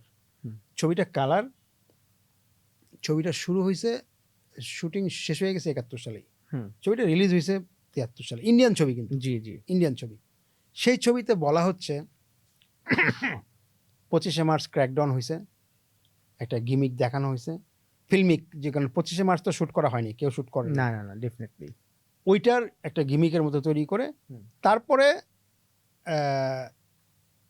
তারপরের শটটাই হলো ধারাভাষ্য হলো এরকম, just after few, just after the crackdown, Major Ziaur Rahman from Chittagong Radio declared the independence. এটা যে বিএনপির পয়েন্ট অফ ভিউ থেকে একটা সিনেমা। সিনেমাটা 73 সালের ইন্ডিয়ান সিনেমা। আচ্ছা ইন্ডিয়ান সিনেমা 1973 সালের ছবি, নেটে পাওয়া যায়, কালার। আচ্ছা বিএনপির পয়েন্ট অফ ভিউ আসবে কোথেকে? আচ্ছা এনিওয়ে, জিয়াউর রহমান এখানে কি বলতেছে? অন ক্যামেরা জিয়াউর রহমান যুদ্ধের ড্রেস পরা, হ্যাঁ 71 সালে শুট করা, হ্যাঁ যুদ্ধের ড্রেস পরা, হ্যাঁ ডকুমেন্টারি ফিল্ম। জিয়াউর রহমান বলতেছে এই এই ঘটনা ঘটলো, আমি বিদ্রোহ করলাম, হুম। আমার কাছে মনে হলো সবাইকে জানানো দরকার, আমি অন এয়ার গেলাম। এবং উনি ওনার ভয়েসে বলতেছে অন 27, 26শে মার্চ না, 27 মার্চ অন ক্যামেরা নিজের ভয়েসে জিয়াউর রহমান 71 সালে দেওয়া ইন্টারভিউতে বলতেছে ক্র্যাকডাউন হয়েছে, আমি বিদ্রোহ করলাম, তারপরে আমার কাছে মনে হলো এইটা বিশ্ববাসীকে জানানো দরকার, আমি এয়ারে গেলাম। আমি কি বুঝতে পারছি ব্যাপারটা? জি জি জি বুঝতে পেরেছি। এই সিনেমাটা মুক্তি পেয়েছে 1973 সালের জুলাইতে সারা ইন্ডিয়ায়। ইন্ডিয়ান একটা সিনেমা, ওকে ডকুমেন্টারি। বিএনপি তৈরি হয়েছে আর অনেক পরে। আরো পরে এটা যখন রিলিজ হয় ওয়ার্ল্ড ওয়াইড, তখন তো যে বঙ্গবন্ধু ক্ষমতায়। আমি কি কথাটা বুঝতে পারছি? জি বঙ্গবন্ধুর সময় মুক্তি পাওয়া হুম একটা সিনেমাতে বলা হচ্ছে এখন রেডিওতে ভাষণ দেবেন মেজর জিয়াউর রহমান, হুম তারপরে ভাষণটা প্রচার করা হয়েছে। এই সিনেমা সেন্সর হয়েছে বঙ্গবন্ধুর সময়, রিলিজ হয়েছে বঙ্গবন্ধুর সময়। এইটার প্রিন্ট এখন পাওয়া যায় নেটে। কিন্তু এই যে কিন্তু জিয়াউর রহমান, হ্যাঁ। আমি বলতেছি, কিন্তু জিয়াউর রহমান কখনোই তার ক্ষমতার সময় হ্যাঁ সে কখনোই নিজে কখনো বলে নাই, কোনোদিনও 26শে মার্চ সে বিবৃতি দেয়নি আমি স্বাধীনতা ঘোষণা করছি। তাহলে এইটা বিএনপি যখন ইউজ করে এটা কোথায় এটা তো পায়? পলিটিক্যালি ই করার জন্য ইউজ করে। যা বলবে সব কি সত্য নাকি? এখন সত্য, এখন দেখলে মনে হয় জুলাই মাসে কোনো গুলি হয় নাই, কেউ মারা যায় নাই, মুগ্ধ প্যারিসে ঘুরে বেড়াইতেছে। হ্যাঁ আবার উল্টা পক্ষে মনে হইতেছে যে শেখ হাসিনা নিজেই পিস্তল নিয়ে, বন্দুক নিয়ে, রাইফেল নিয়ে একের পর এক গুলি করছে। এটা তো এখন মনে হয়। এই যে ধরেন দুপাশে দুটো ন্যারেটিভ তৈরি হয় আর কি, এই ন্যারেটিভ গুলো জাস্টিফাই করার জন্যও তো ধরেন ফ্যাক্ট অ্যান্ড ফিগার ডকুমেন্টস গুলো, আর্কাইভ গুলো হ্যাঁ, লাগবে। হ্যাঁ রাখতে হবে। যেমন অলরেডি আরেকটা পয়েন্ট একটু বুঝতে চাই আর কি, আমাদের শিক্ষিত সমাজ, গবেষক, টিচার যারা বই লেখেন আর কি, লেখক যারা আর কি, তারা খুব সচেতন ভাবেই কি আসলে তথ্য ম্যানিপুলেশন করে না? করে। কারণ হচ্ছে একটু আগে আপনি বলছিলেন, আমি আপনার মুখ থেকে আরেকবার শুনতে চাই এটা, যে 21শে ফেব্রুয়ারির যে পদযাত্রা এবং 144 ধারা ভঙ্গ, তাদের উপরে আক্রমণ করা এবং তাদের শহীদ হয়ে যাওয়া, সেখানে পরবর্তীতে আমাদের শহীদ মিনার, যেখানে এখন শহীদ মিনার আছে সেটা শহীদ মিনার তৈরি হয়, এই যে স্টোরি লাইনটা আমরা জানি আর কি, আপনি বলছিলেন যে স্টোরি লাইনটা বেসিক্যালি তা না। স্টোরি লাইনটা সেম, হ্যাঁ, কিন্তু যে ভিজুয়ালটা আমাদের মুখে ভাসে, আমাদের চোখে ভাসে, এই ভিজুয়ালটা সত্য না। সত্যটা কি তাহলে? এটা বলতে গেলে অনেক সময় লাগবে। মানে শর্টে একটু যদি আপনি বলেন। না, শর্টে মানে কি, মানে আমরা নর্মালি জানি, বুঝি কিংবা পড়ি, হ্যাঁ, কিংবা ছবি দেখি, স্কেচ দেখি পত্রপত্রিকায়, যে ঢাকা মেডিকেল কলেজের ছাত্ররা 10 জন করে রাষ্ট্রভাষা বাংলা চাই বলে প্ল্যাকার্ড হাতে নিয়ে, প্ল্যাকার্ডের মধ্যে লেখা রাষ্ট্রভাষা বাংলা চাই, উর্দু মানি না, এই ধরনের লেখা নিয়ে তারা গেট দিয়ে বেরোইছে, পুলিশ সামনে দাঁড়ানো আছে, পুলিশ গুলি করছে, বরকত, সলিম, রাফাক, জব্বার, শফিক মারা গেছে। এটা হলো আমাদের ভিজুয়াল ন্যারেটিভ। মূল ঘটনাটা হলো 21শে ফেব্রুয়ারিতে ছাত্রদের কোনোভাবে ডিমান্ডই ছিল না মিছিল করে যাওয়া। ছাত্রদের ডিমান্ড ছিল তারা একটা স্মারকলিপি দিবে পার্লামেন্টে। পার্লামেন্ট তখন হলো জাস্ট এখন যে শহীদ মিনার ঠিক তার উল্টা দিকে জগন্নাথ কলেজের যে অক্টোবর স্মৃতি ভবন, পার্লামেন্ট হলো এইখানে। এবং সেই দিন বেসরকারি দিবস ছিল, বৃহস্পতিবার 3:30টার সময় পার্লামেন্ট বসবে। ছাত্ররা পার্লামেন্টে একটা স্মারকলিপি দিবে ইংরেজিতে লেখা, আর কিচ্ছু না। এইটা সরকার ভয় পেয়ে আন্দোলন দানা বাঁধতেছিল, অনেক অনেক মিছিল মিটিং টিটিং হচ্ছিল। মিছিল মিটিং শুধু 21শে ফেব্রুয়ারি হয় নাই, তার আগেও হয়েছে। আমার কাছে 4 ফেব্রুয়ারি মিছিলে আলোকচিত্র আছে, 20 ফেব্রুয়ারি মিছিলে আলোকচিত্র আছে, 14 ফেব্রুয়ারি মিছিলে আলোকচিত্র আছে। মিছিল তো এগুলোর কথা তো আমরা জানিও না। 21 তারিখে যেটা হয়েছে সকালবেলা 10:30টার সময় সমস্ত ইউনিভার্সিটি এলাকাটার মধ্যে, এখন যে ঢাকা মেডিকেল কলেজ ইউনিভার্সিটি হলো এইটা, ইউনিভার্সিটির মধ্যে সমস্ত ছাত্ররা আসছে, মানুষ আসছে। মানুষ তখন খুব একটা জড়িত ছিল না, কিন্তু মানুষটা আস্তে আস্তে আগ্রহী হচ্ছিল আন্দোলনের প্রতি। স্কুলের পোলাপানরা আসছে, তারা ভিতরে আছে। ইতিমধ্যে আগের দিন সরকার 144 ধারা জারি করছে। 144 ধারা মানে হলো 4 জনের বেশি একসঙ্গে হওয়া যাবে না। তো ছাত্ররা তো ঢাকা ইউনিভার্সিটির ভিতরে, Dhaka medical, Dhaka university, Dhaka art college একসঙ্গে তখন একটা কম্পাউন্ডের মধ্যে। ওইখানে ছাত্ররা বেরোবে, কিন্তু বাইরে পুলিশ দাঁড়ানো। তো ছাত্ররা 10 জন করে চিন্তা করলো, 10 জন করে বেরোবে। এগুলো ডিটেলস বলা যাবে, কে প্ল্যান করলো, 10 জনে কারা কারা ছিল, সব আমার জানা আছে, কারণ আমি এটার উপরে অনেক বছর কাজ করছিলাম।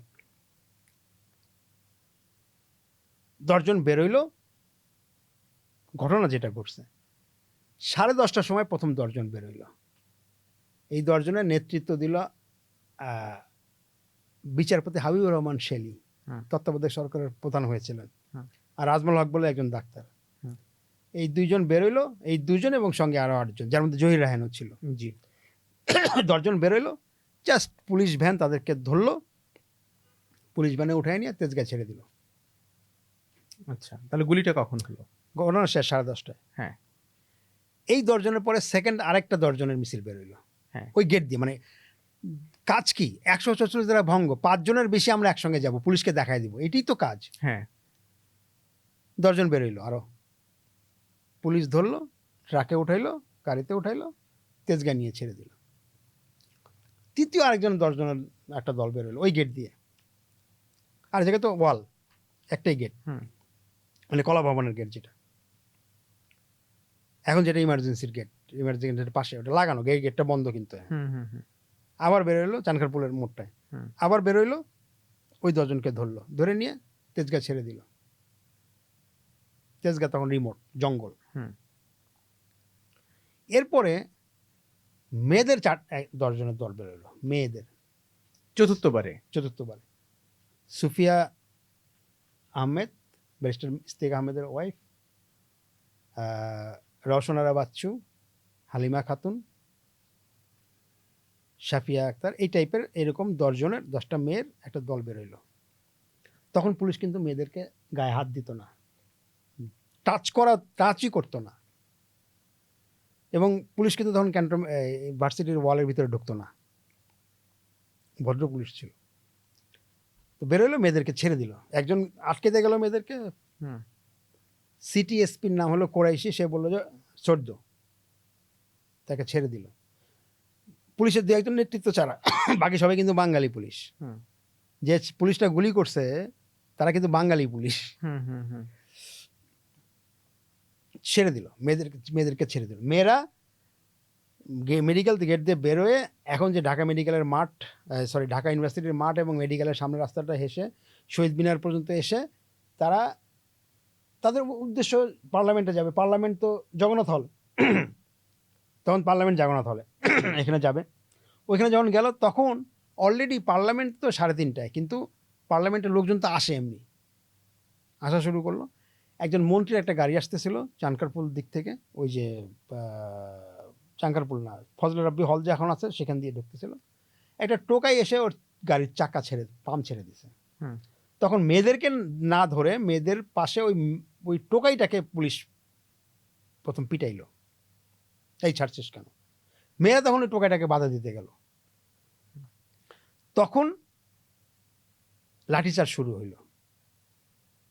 এই লাঠিচার্জ পরবর্তী 5 ঘন্টা চলছে। পুলিশ লাঠিচার্জ করে, ছাত্ররা ইট মারে, পুলিশ কাঁদুনে গ্যাস নিক্ষেপ করে, ছাত্ররা ইট মারে। ফ্রম 10:30 to 3:30 5 ঘন্টা এই ঘটনা চলতেছিল। ছাত্ররা ক্যাম্পাসের ভিতরে, পুলিশ ক্যাম্পাসের বাইরে। পুলিশ ফোর্স আনলো, আরও লাঠিসোঁটা নিল। পুলিশ কখনোই ঢোকে না ভিতরে, আর ছাত্ররা ভার্সিটির থেকে বের হয় না। ওয়াল তো ছোট ওয়াল, এই হাফ ম্যান 3 ফিটের একটা ওয়াল ছিল, ইটের।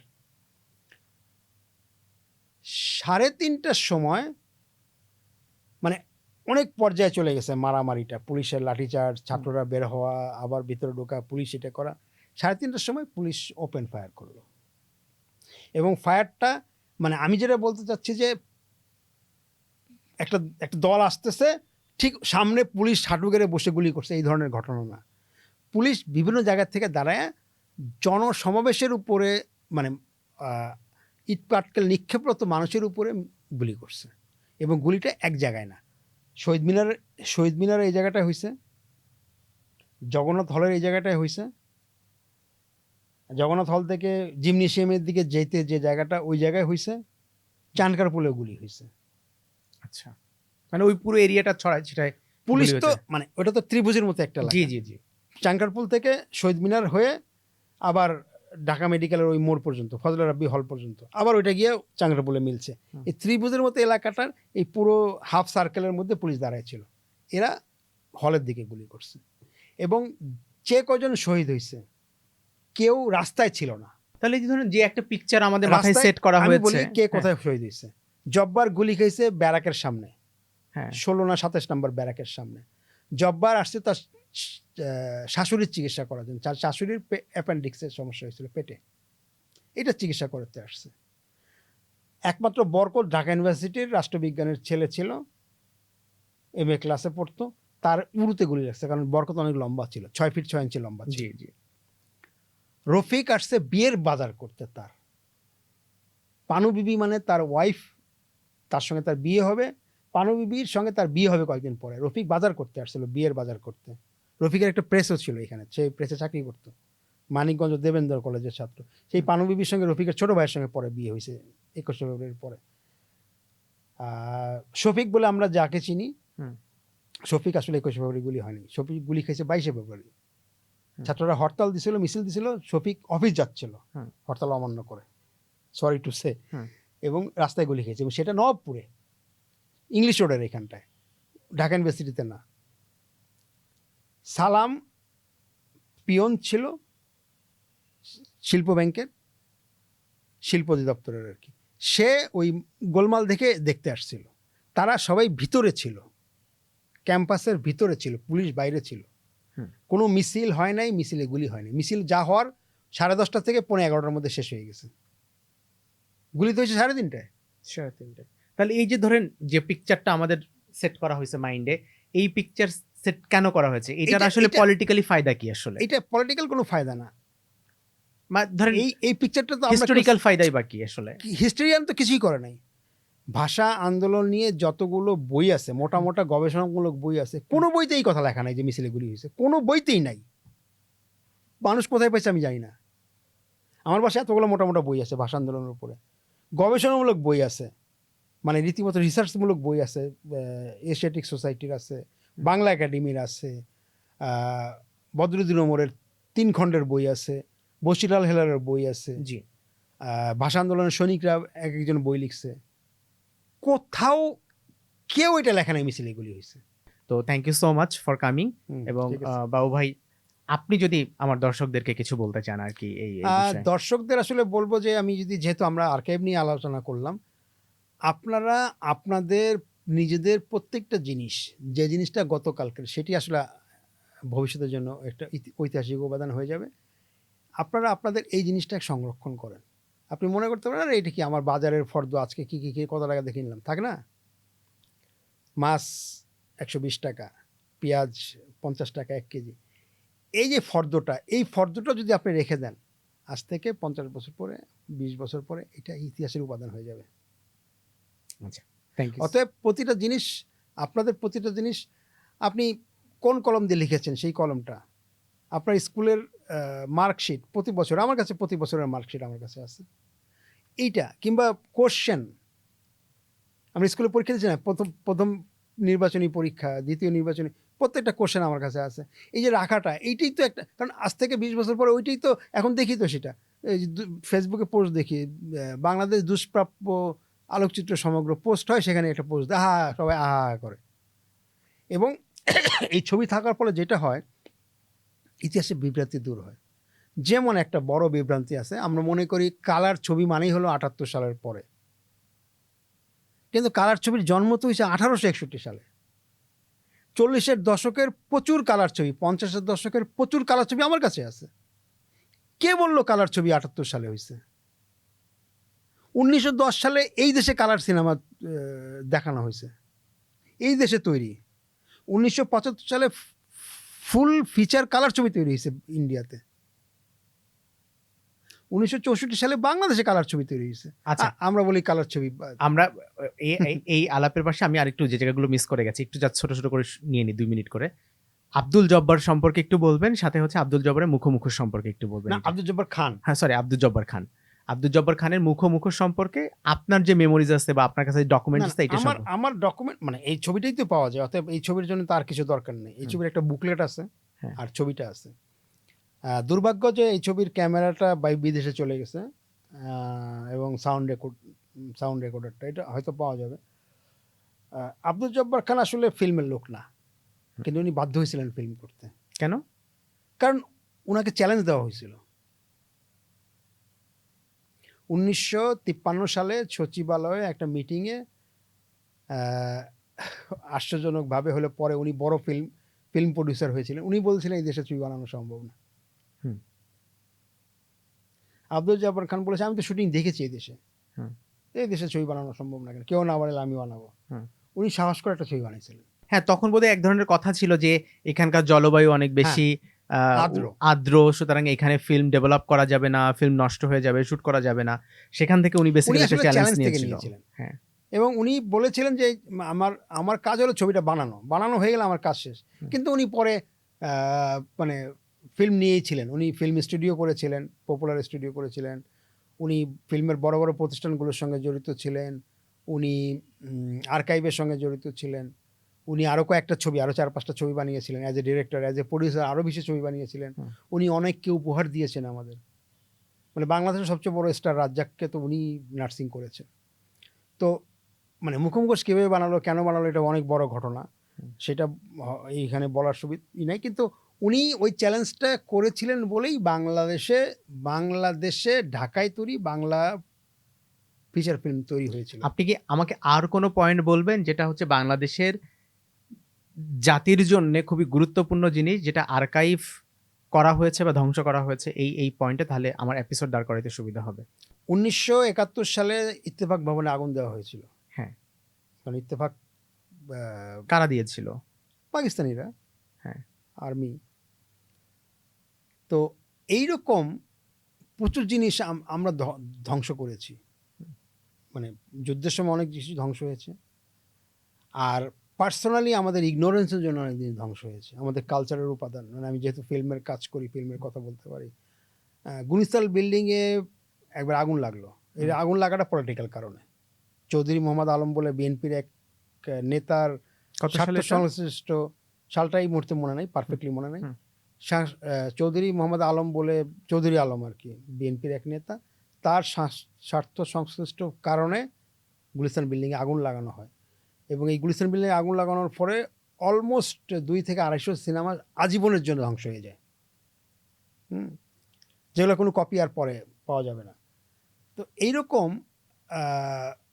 বাংলাদেশ চলচ্চিত্র উন্নয়ন কর্পোরেশন, যেটা এফডিসি, যাদের কাজ চলচ্চিত্র উন্নয়ন করা, এফডিসির কারণে বাংলাদেশের এই 250-র চেয়ে বেশি অনেক ছবি নষ্ট হয়েছে, এখনও নষ্ট হচ্ছে। এফডিসির জাস্ট কারণে অনেক সিনেমা এফডিসিতে পড়ে আছে, যার মধ্যে সূর্য দিগল বাড়ির মতো নেগেটিভ আছে, যে সিনেমাটার যে মুভির নেগেটিভগুলো এখানে নষ্ট হচ্ছে, কিন্তু সে ওই নেগেটিভগুলো আর্কাইভে দিচ্ছে না, একই মন্ত্রণালয় হওয়ার পরেও। কেন? কারণ হয়তো এই ছবির প্রতি 500 টাকা পায়, কিংবা 5000 টাকা তার আছে, বাকি আছে।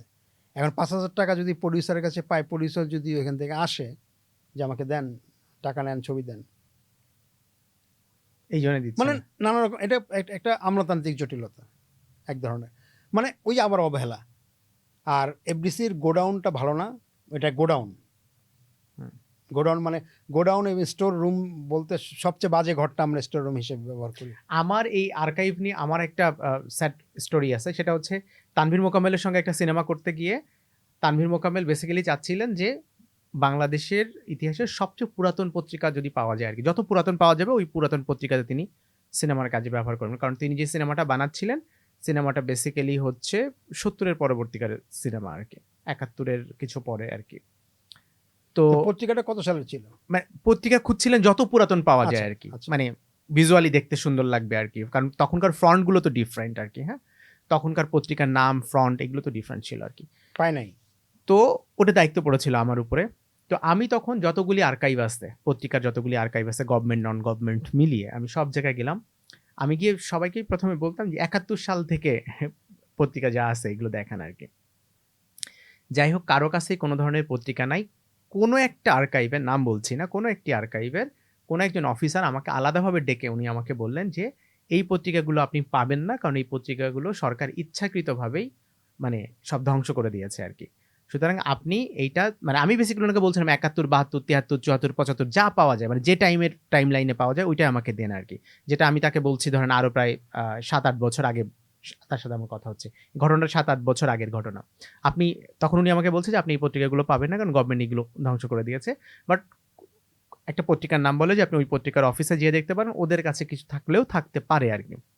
কারণ বাজারে এসে সেই পত্রিকাতে গেলাম, সেই পত্রিকার অফিসে গেলাম, গিয়ে আমি যখন ইত্তেফাকে গিয়ে যখন নাই, তাদের কাছেও নাই, তাদের কাছে পাওয়া যায় 86 থেকে আচ্ছা, 86 আচ্ছা, থেকে আমি বোধহয় তাদের কাছ আমি থেকে কিছু। ঘটনাটা বুঝতে পারছি, সময় নাই তো হ্যাঁ। আমি বলি।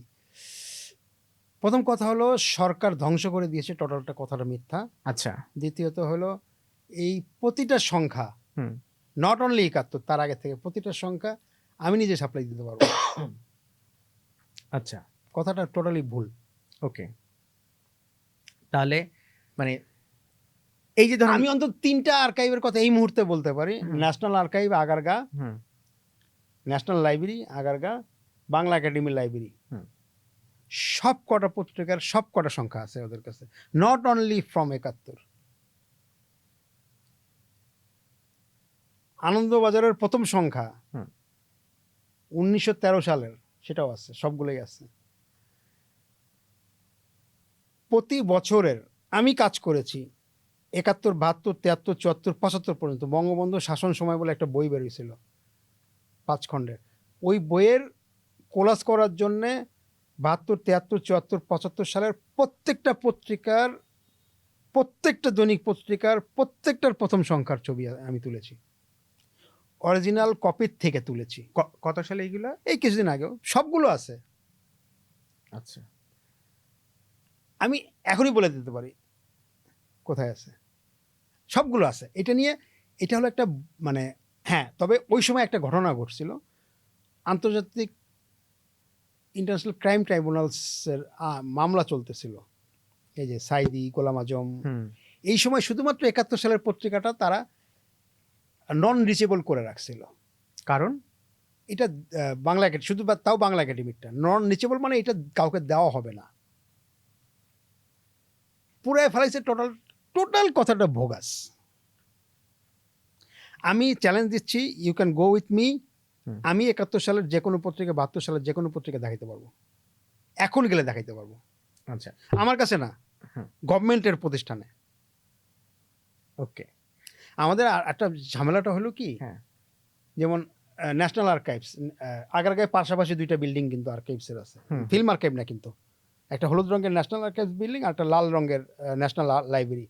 ওইখানে যাওয়া মাত্র 200 টাকা দিয়ে মেম্বারশিপ হয়ে, ওদের একটা তালিকা আছে, দৈনিক পত্রিকার তালিকা, এত মোটা বই, ম্যাগাজিনের তালিকা, এরকম বই আছে। ওই বইটার মধ্যে গিয়ে খুলে ইত্তেফাক 1940 সাল থেকে, সংবাদ 1963 সাল থেকে, এরকম লেখা আছে, সিরিয়াল কোন মাসের কোনটা নাই এটাও লেখা আছে। চাইলেই দিয়ে দিবে, চাও মাত্র মেম্বার হয়ে এর পরে, চাও মাত্র সে এসি রুমে রাখা আছে। এগুলো সুন্দর করে একটা চাকাওয়ালা ট্রের মধ্যে ভরে নিয়ে আসবে আপনার সামনে দিতে। থ্যাংক ইউ সো মাচ বাবু ভাই, আপনি অনেক সময় দিচ্ছেন। আমরা আশা করি ভালো একটা এপিসোড বের করতে পারবো এখানে। হ্যাঁ, so thank you so much আপনাকে।